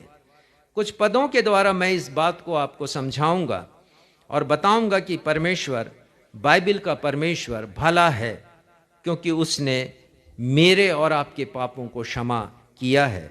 एक पद निकालिएगा, भजन संहिता 86 उसका 5वां पद, भजन संहिता 86 5वां पद। देखिए भजनकार वहां पर क्या लिखते हैं, क्योंकि हे प्रभु तू भला और क्षमा करने वाला है। हाँ, हे प्रभु तू भला है, तू क्षमा करने वाला, इसलिए धन्यवाद के योग्य परमेश्वर है। इसी के भजन संहिता के 107 और उसके फर्स्ट वर्स को पढ़िएगा, भजन संहिता 107 उसका पहला पद। यहोवा का धन्यवाद करो क्योंकि वह भला है। God is a good god, he is good all the time. हर समय परमेश्वर भला है और इसलिए हमें परमेश्वर को धन्यवाद देना चाहिए। और इसी के दूसरे पद को पढ़िएगा, यहोवा के छुड़ाए हुए ऐसे ही कहे जिन्हें उसने शत्रु के हाथ से दाम देकर छुड़ा लिया है। हाँ देखिए, बहुत बड़ा पद है और इसमें प्रभु यीशु मसीह की झलक हमें दिखाई देती है। और भजनकार लिख रहे हैं पवित्र आत्मा के सिखाए जाने के द्वारा कि परमेश्वर का धन्यवाद करो क्योंकि वो भला है। और भला इसलिए है क्योंकि उसने हमें छुड़ाया है, छुटकारा दिया है। किसके हाथ से? शत्रु के हाथ से। पुरानी बाइबल में द्रोही शब्द आया है, दुश्मन। शत्रु के हाथ से दाम लेकर छुड़ाया है। और वो दाम क्या है? वो दाम प्रभु यीशु मसीह का रक्त है, जिससे उन्होंने मुझे और आपको छुटकारा देने के लिए क्रूस पर बहाया है। पहला कुरिन्थी 6वें अध्याय का 20वां पद यही कहता है कि हम दाम देकर मोल लिए गए हैं, खरीदे गए हैं मैं और आप। तो इससे बड़ा धन्यवाद का विषय क्या होगा? भूल जाइए अभी एक बार उन आशीषों को जिसे आपने पाया, जिनका प्रचार कलीसियाओं में करके माइंड सेट बना दिया गया है लोगों का कि आशीषें मिली, आशीषें मिली, आशीषें मिली। सबसे बड़ी आशीष ये है कि मेरे और आपके पापों की क्षमा मिली, क्योंकि उस क्षमा को देने के लिए प्रभु यीशु मसीह आए। और ये इसलिए जरूरी है ये क्षमा हमारे लिए कि फिर से पढ़ें हम, लय व्यवस्था 22 उसका 29वां पद। देखिए पुराने नियम में परमेश्वर की क्या आज्ञा है। लेवी व्यवस्था 22 और उसका 29वां पद और पढ़िए। जब तुम यहोवा के लिए धन्यवाद का मेल बलि चढ़ाओ तो उसे इसी प्रकार से करना जिससे वह ग्रहण योग्य ठहरे। परमेश्वर पिता हमारी भेंट, हमारी आराधना को कब ग्रहण करेंगे? जब हमारे पापों की क्षमा होगी, तब ही। यहां पर वो कह रहे हैं जब तुम यहोवा के लिए धन्यवाद का मेल बलि किसे कहते थे? अंग्रेजी में यह है पीस ऑफरिंग। मेल बलिदान वो है जब एक व्यक्ति की मुलाकात या पहुंच परमेश्वर तक हो जाती थी, वो बलिदान चढ़ाता था, परमेश्वर उसे उसके पापों की क्षमा प्रदान करते थे और उसकी पहुंच परमेश्वर के पास हो जाती थी। और ये तब होती थी जब वो मेल बलि ग्रहण योग्य, ये परमेश्वर की आज्ञा थी। इस प्रकार से मेल बलि चढ़ाओ, इस प्रकार से अपने पापों की क्षमा मांगो कि वो ग्रहण योग्य हो जाए। हम धन्यवाद देते हैं चंगाई के लिए, अच्छे स्वास्थ्य के लिए, सुरक्षा के लिए। हम स्टीरियोटाइप्ड हो गए हैं, कुछ बातों को हमने पकड़ लिया, उन्हीं के लिए धन्यवाद देते हैं। हम धन्यवाद देते हैं सुख सुविधाओं की, भौतिक वस्तुओं को प्राप्त करने के बाद। दुर्घटना से अद्भुत तरीके से बचाए जाने के लिए धन्यवाद देते हैं। जीवन में सफलता, नौकरी, व्यवसाय में प्रगति के लिए हम धन्यवाद देते हैं परमेश्वर को। अच्छा है, बिल्कुल धन्यवाद देना चाहिए, मैं इसके खिलाफ बिल्कुल नहीं हूं। परंतु प्राथमिकता क्या होनी चाहिए? आज का उत्तरवादी पाठ भजन संहिता 103, राजा दाऊद ने बहुत खूबसूरत भजन लिखा है पवित्र आत्मा के कहे जाने से, और वो यहां पर परमेश्वर को धन्यवाद दे रहे हैं। धन्यवाद दे रहे हैं, पहले और दूसरे पद में धन्य कह रहे हैं। वो कह रहे हैं मेरे मन यहोवा को धन्य कह, और जो कुछ मुझ में है वो उसके पवित्र नाम को धन्य कहे। और दूसरे पद में कहते हैं मेरे मन धन्य कह यहोवा को और उसके किसी उपकार को नहीं भूलना। और एक प्राथमिकता सूची बनाते हैं वो, और वो प्राथमिकता सूची बनती है पद 3 से लेकर 5 में। राजा दाऊद परमेश्वर को कृतज्ञता व्यक्त करते हुए पहले और दूसरे पद में वो धन्यवाद किस बात के लिए दे रहे हैं, किस बात के लिए परमेश्वर को धन्य कह रहे हैं, एक सूची उन्होंने बनाई है। और सूची में प्रथम स्थान किसे दिया है? तीसरा पद पढ़िएगा। वही तो तेरे सब अधर्म को क्षमा करता। पहला धन्यवाद का विषय दाऊद की दृष्टि में, वही तो तेरे सब अधर्म को क्षमा करता। और उसके बाद उन सारे बातों की फहरिस्त है जिसके लिए हम धन्यवाद देते हैं, अपने प्राण के बचाए जाने के लिए, अपने निरोगी जीवन के लिए, उत्तम लालसाओं को पूरा करने के लिए, वो अंत में है। आवश्यक है इनके लिए भी धन्यवाद दें, लेकिन पहली बात परमेश्वर की उस बड़ी भलाई के लिए हम धन्यवाद दें जो उन्होंने हमारे साथ किया है, पापों की क्षमा, जिसके लिए यीशु इस दुनिया में आए, मेरे और आपके पापों को क्षमा करने के लिए। यही उद्धार है। यह उद्धार देने के लिए प्रभु यीशु मसीह इस दुनिया में आए हैं, और उनके नाम का अर्थ भी यही है, पापों से मुक्ति दिलाने वाला यीशु नाम का अर्थ। तो धन्यवाद के अन्य विषय हमें परमेश्वर के पास कदापि नहीं पहुंचाएंगे। आप चंगाई के लिए धन्यवाद देते रहे, परमेश्वर के पास नहीं पहुंचेगा। पर मैं नहीं कह रहा, परमेश्वर का वचन लेवी व्यवस्था 22-29 के अनुसार इस तरीके से तुम धन्यवाद दो कि वो ग्रहण योग्य हो। तो पहले हम पापों की क्षमा मांगे परमेश्वर से, दिल से मांगे, ताकि हमारा जो बलिदान है, हमारा जो अर्पण है, परमेश्वर पिता उसे ग्रहण करें। एक गीत है हम गाते हैं, पता नहीं आपने उस ध्यान दिया या नहीं दिया, बहुत प्रचलित गीत, परम पिता की हम स्तुति गाएं। और मैं प्रशंसा करता हूं उस व्यक्ति की जिन्होंने इस गीत को बनाया है। बहुत पुराना गीत है, अनेक वर्षों से हम गा रहे हैं। और देखिए क्या लिखते हैं, परम पिता की हम स्तुति गाएं, वही है जो बचाता हमें, सारे पापों को करता क्षमा, सारे रोगों को करता चंगा। तो चंगाई बाद में है, परंतु पापों की क्षमा उन्होंने इस गीत के माध्यम से पहले मांग ली है। परमेश्वर भला है और परमेश्वर की भलाई हम प्रभु यीशु मसीह में देखते हैं। रोमियो 5:8 में लिखा है, परमेश्वर ने अपने प्रेम की भलाई इस रीति से प्रकट की कि जब मैं और आप पापी थे तभी मसीह हमारे लिए मरा है, और मरे इसलिए कि मुझे और आपको पापों की क्षमा मिले। इफिसियों 1:7 देखिएगा। इफिसियों 1:7।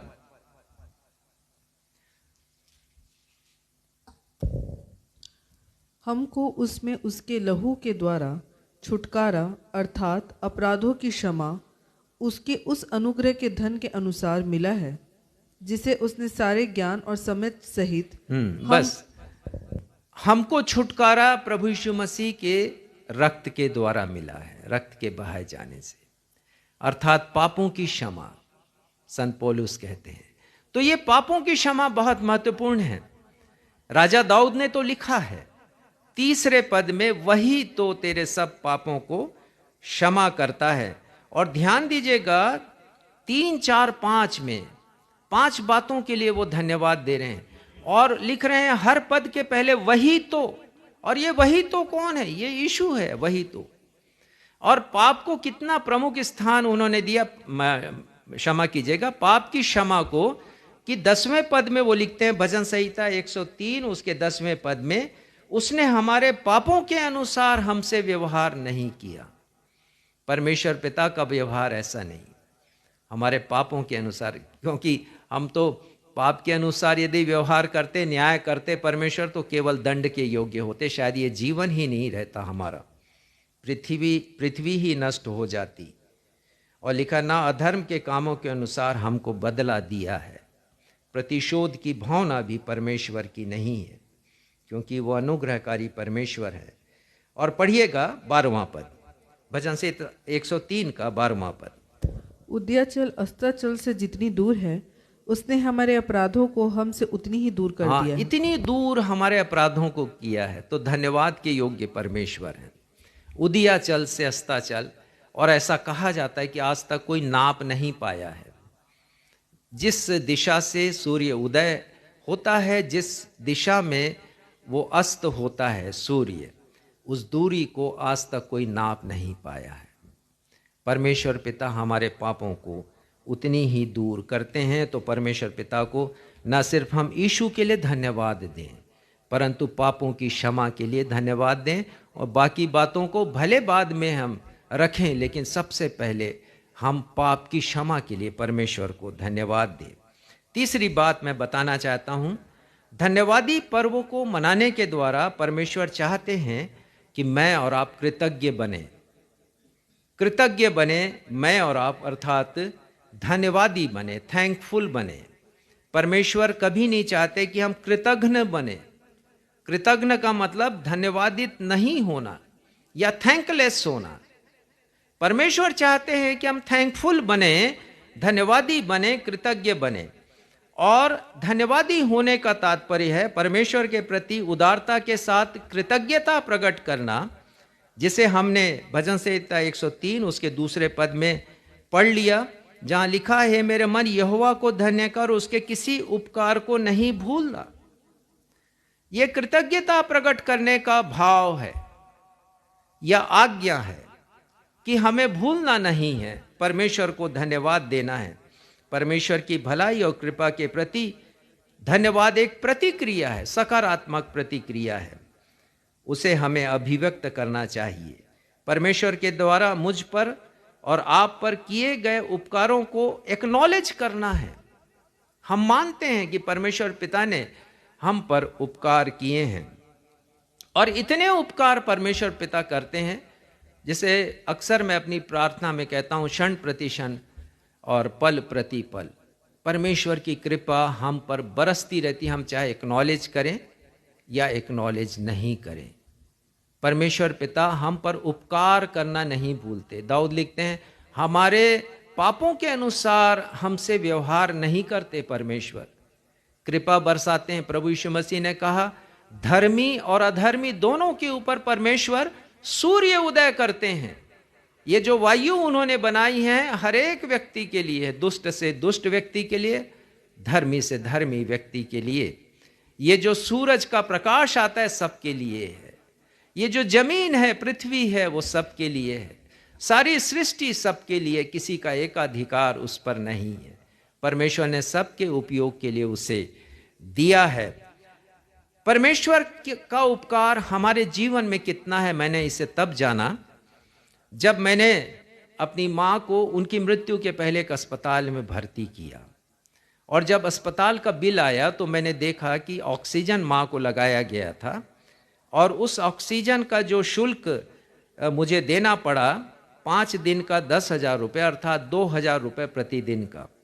तो मैंने हिसाब लगाया कि 70 वर्ष मेरी आयु है, तो यदि मैं कैलकुलेट करूं या आप भी कैलकुलेट करें 2,000 प्रतिदिन के हिसाब से परमेश्वर ने जो मुझे मुफ्त में ऑक्सीजन दिया है तो उसका मूल्य आता है 5,11,00,000।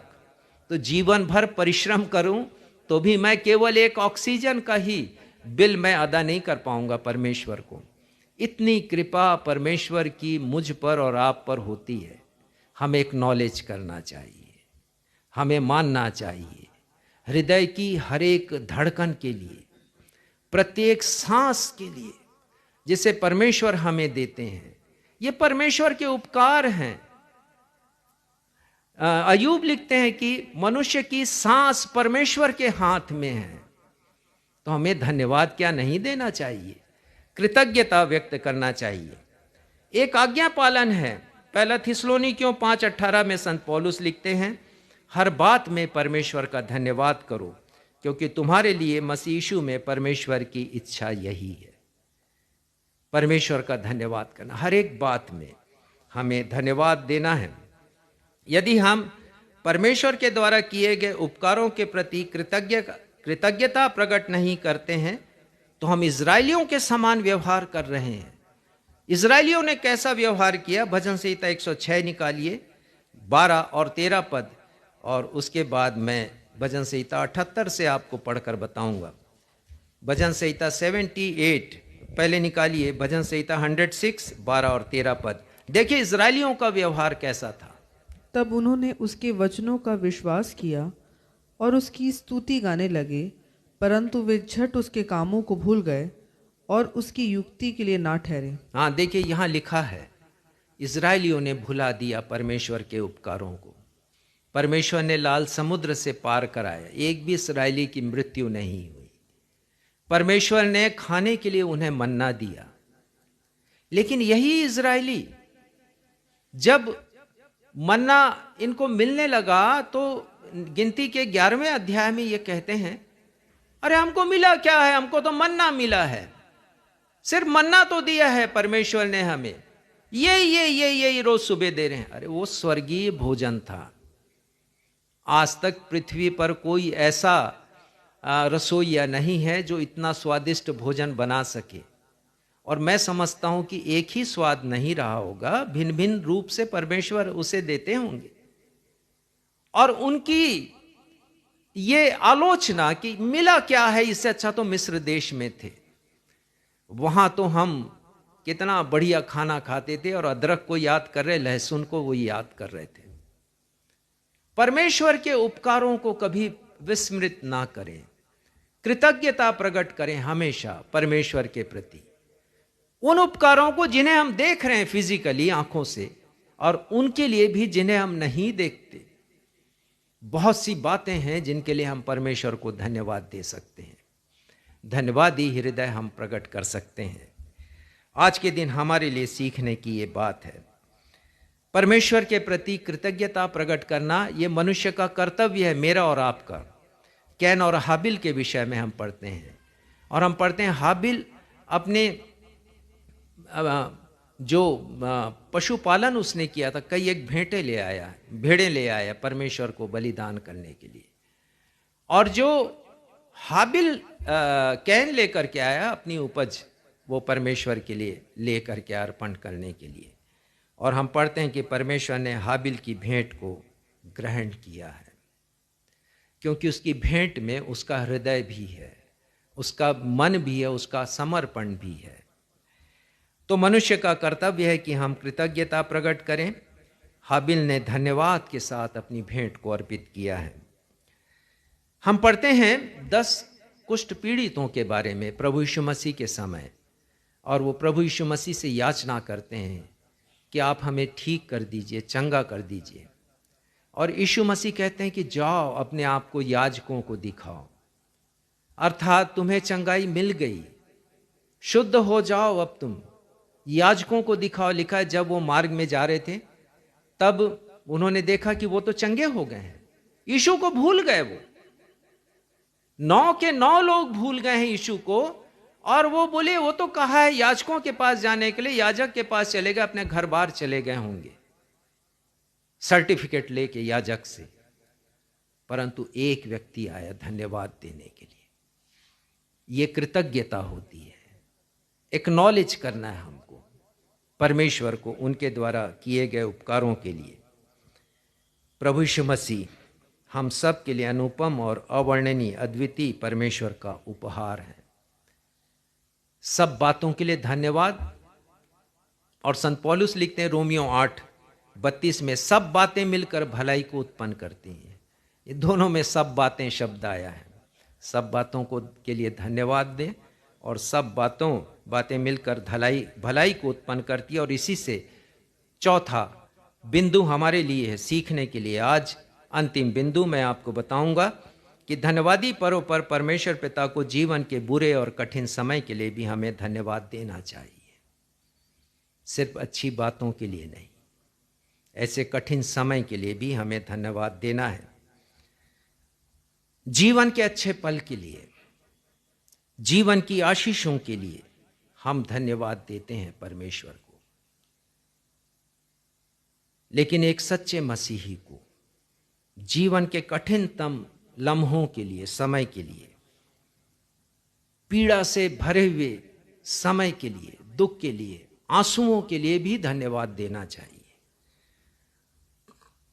एक परिवार में विजिट करने गया, और जो पिता हैं बहुत दुखी थे। और दुख का कारण ये था कि जिस परिवार में उन्होंने अपनी बेटी का ब्याह किया था, विवाह किया था, वहाँ बेटी को केवल दुख मिला, और विवाह तलाक के कगार पर आकर खड़ा हो गया। न्यायालय में प्रकरण चल रहा है। पिता अपने बेटी के भविष्य को लेकर बहुत चिंतित हैं। उन्होंने कहा प्रार्थना कीजिए आप। मैंने धन्यवाद दिया परमेश्वर को। सिर्फ धन्यवाद उस बात के लिए नहीं देना कि 25 वर्ष हमारे विवाह के हो गए, 35 वर्ष हो गए, 40 वर्ष हो गए। यदि असफल हुआ है तो सब बातें मिलकर भलाई ही को उत्पन्न करती हैं उनके लिए जो यीशु पर विश्वास करते हैं। रोमियो 8:32 में लिखा। तो यदि हमारा विश्वास यीशु पर है तो सब बातें मिलकर भलाई को उत्पन्न करेंगी। हम नहीं जानते कि आगे क्या परमेश्वर ने योजना बनाई है। परमेश्वर को हम धन्यवाद दें बुरे वक्त के लिए। हमारी असली मसीह गवाही तब नजर आती है जब हम अंधकार और भय की वादियों से होकर गुजरते हैं। और ये जो मैं कह रहा हूं अपने जीवन की गवाही कह रहा हूं। असली मसीही गवाही तब नजर आती है जब हम विषम और विपरीत परिस्थितियों की समस्याओं और चिंताओं से होकर आगे बढ़ते हैं। जब चारों दिशाओं के दरवाजे बंद नजर आते हैं, जब एक के बाद एक विपत्तियों का पहाड़ हम पर टूट पड़ता है, जब हमारा मेडिकल रिपोर्ट हमारी सोच के विपरीत आ जाता है, जब जीवन में केवल असफलताएं और निराशा मिलती हैं, जब नौकरी जाती है, बिजनेस में नुकसान होता है, जब किसी प्रियजन की मृत्यु हो जाती है, ये असफलताओं के क्षण हैं। ये बुरे वक्त की पीड़ा की आंसुओं की तस्वीर है। और उस समय भी हम परमेश्वर को धन्यवाद दें, क्योंकि बाइबल ऐसे लोगों के उदाहरणों से भरी पड़ी जिन्होंने ऐसे ही समयों में परमेश्वर को धन्यवाद दिया है। अय्यूब 2 अध्याय 10वां पद। अय्यूब के जीवन से हम सब परिचित हैं। जब उसके जीवन में दुख का पहाड़ टूटा है, उसकी संपत्ति लूट ली गई है, उसके प्यारे बेटे और बेटियां मारे गए हैं, उनकी मृत्यु हो गई है, उनके शरीर पर फफोले पड़ गए हैं, असाध्य रोग लग गया है, उनकी पत्नी ने उन्हें छोड़ दिया है। ऐसे समय में भी उन्होंने क्या कहा है, पढ़िएगा अय्यूब 2:10। उसने उससे कहा, तू एक मूढ़ स्त्री की सी बात करती है, क्या हम जो परमेश्वर के हाथ से सुख लेते हैं दुख न ले? इन सब बातों में भी अय्यूब ने अपने मुंह से कोई पाप नहीं किया। हाँ, परमेश्वर के हाथ से सुख लेना तो सब जानते हैं, हमारे विश्वास की परख करते हैं परमेश्वर। दुख का समय आता है, ऐसे समय में भी हम परमेश्वर को धन्यवाद दें। दाऊद ने लिखा बहुत प्यारा भजन, भजन संहिता 30, उसके 1-2 पदों को पढ़ेंगे हम। भजन संहिता 30 निकालिए, 10वां पद पढ़िएगा। हे यहोवा सुन, मुझ पर अनुग्रह कर, हे यहोवा तू मेरा सहायक है। शायद मैं गलत आपको बता दिया हूँ, मैं सुधारता हूँ। तूने मेरे लिए विलाप को नृत्य में, 11वां पद पढ़िएगा। तूने मेरे लिए विलाप को नित्य में बदल डाला, तूने मेरा टाट उतरवा कर मेरी कमर में आनंद का पटुका बांधा है। देखिए, तूने मेरे विलाप को, मेरे आंसुओं को, मेरे दुख को, मेरी पीड़ा को आनंद में बदल डाला है। टाट उतरवा कर, अर्थात जो दुख का समय है उसे दूर कर मेरी कमर में आनंद का पटुका बांधा है। और इसलिए वो क्या कहते हैं, 12 पद के अंतिम पद के दूसरे हिस्से को पढ़िएगा। हे मेरे परमेश्वर यहोवा, मैं सर्वदा तेरा धन्यवाद करता मैं रहूंगा। सर्वदा, उस समय भी जब दुख था, जब मैं परेशानी, हताशा, निराशा के समंदर में गोते लगा रहा था, उस समय के लिए भी परमेश्वर मैं आपका धन्यवाद करता हूं। कठिन होता है ऐसे समयों में धन्यवाद देना, लेकिन हम दें धन्यवाद परमेश्वर को। प्रभु यीशु मसीह ने अपनी मृत्यु के लिए धन्यवाद दिया है। लूका उसके 22 अध्याय के 17वें पद में लिखा है, जब प्रभु यीशु मसीह ने रोटी ली है, वो रोटी उनकी देह का प्रतीक था। वो देह जो कि अभी छलनी की जाने वाली थी जख्मों से, उसके लिए परमेश्वर ने, प्रभु यीशु मसीह ने धन्यवाद दिया है परमेश्वर को। फिर दाखरस के लिए धन्यवाद दिया, वो रक्त जो उन्होंने बहाया है, इसका मतलब अपनी मृत्यु के लिए परमेश्वर को धन्यवाद दिया है। एक महिला, उन महिलाओं में से एक, अमेरिका में 15 लाख महिलाएं ब्रेस्ट कैंसर से पीड़ित हैं, और एक महिला इन्हीं महिलाओं में से एक है, और हमेशा परमेश्वर को से प्रश्न करती थी, मैं क्यों, आपने ये दुख मुझे ही क्यों दिया, मैं ही आपके निशाने पर क्यों आई, और आलोचना करती थी परमेश्वर का। पर उसने सुना क्रिस्टीना के बारे में। क्रिस्टीना 8 साल की लड़की, सर्वाइकल कैंसर से पीड़ित, और जब उसका 8वां बर्थडे आया तो उससे पूछा गया कि इस बर्थडे पर तुम्हें क्या चाहिए। उसने कहा, मेरे पास एक बहुत खूबसूरत डॉल है, गुड़िया है, अमेरिका में काफी प्रचलित है इस प्रकार की गुड़िया, जिसे कैबेज पैक डॉल कहते हैं, और बहुत महंगी आती है ये। तो वो कहने लगी, मेरे पास वो गुड़िया है, और मेरे पास 2 स्टिकर बुक्स हैं। आई वॉन्ट नथिंग, मुझे कुछ भी नहीं चाहिए। I have everything because Christ is with me, Yeshu मेरे साथ है, मुझे और कुछ नहीं चाहिए। उस महिला ने स्वीकारा कि परमेश्वर की आलोचना करके उसने गलती की है। बुरे वक्त में भी परमेश्वर को धन्यवाद हमें देना चाहिए। अंत करूंगा मैं एक पद से जो प्रकाशित वाक्य 7वें अध्याय के 12वें पद में पाया जाता है। पढ़िएगा, प्रकाशित वाक्य अंतिम किताब बाइबल की 7वां अध्याय 12वां पद पढ़िएगा। देखिए वहां पर क्या लिखा है। आमीन। हमारे परमेश्वर की स्तुति और महिमा और ज्ञान और धन्यवाद और आदर और सामर्थ और शक्ति युगान युग बनी रहे। आमीन।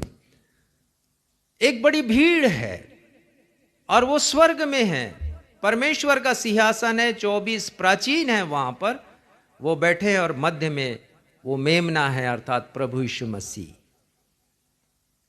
और वे सारे लोग जो स्वर्ग में पहुंचे हैं, लिखा है 9वें पद में, बड़ी भीड़ है, हर एक जाति, हर एक कुल, हर एक लोग, हर एक भाषा से बड़ी भीड़ है, असंख्य लोगों की भीड़ है वहां पर।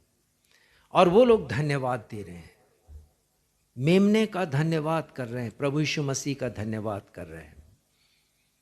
पर ध्यान देने की बात यह है कि क्या आपको निश्चय है कि आप उस भीड़ में शामिल होंगे, धन्यवाद देंगे? यदि इस पृथ्वी पर धन्यवाद दे रहे हैं तो क्या उस भीड़ में भी शामिल होंगे जो स्वर्ग में होगा न्याय के समय, जब सारे लोग होंगे, उन लोगों ने जिन्होंने मन से धन्यवाद दिया। मेरी प्रार्थना यही है कि हम सब उस भीड़ में शामिल हों। इस वचन के द्वारा परमेश्वर पिता हम सभी को अपनी आशीषों से परिपूर्ण करे। आइए हम सब मिल करके उस गीत को गाएं जिसके शब्द कहते हैं, शून्य से लेकर तूने मुझे रच लिया अपने ही रूप में, प्रेम किया है अनंत प्रेम से मुझे, दिया है पुत्र मेरी मुक्ति के लिए। उस पुत्र के लिए, प्रभु यीशु मसीह के लिए हम धन्यवाद दें।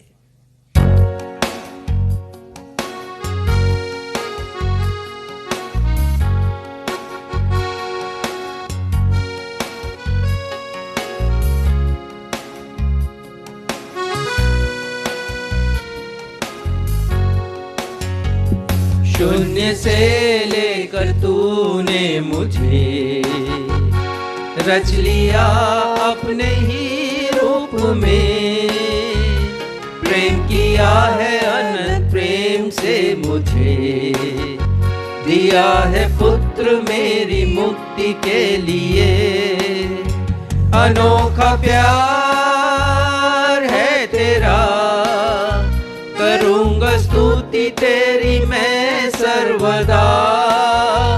अनोखा प्यार है तेरा, करूंगा स्तुति तेरी मैं सर्वदा।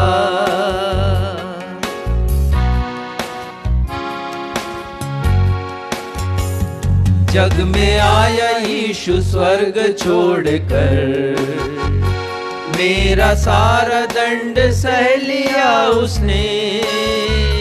कोड़े खाकर दोष उठाकर यीशु ने मुझे मुक्ति और चंगाई दे दी है। अनोखा प्यार है तेरा, करूंगा स्तुति तेरी मैं सर्वदा। अनोखा प्यार है तेरा, करूंगा स्तुति तेरी मैं सर्वदा।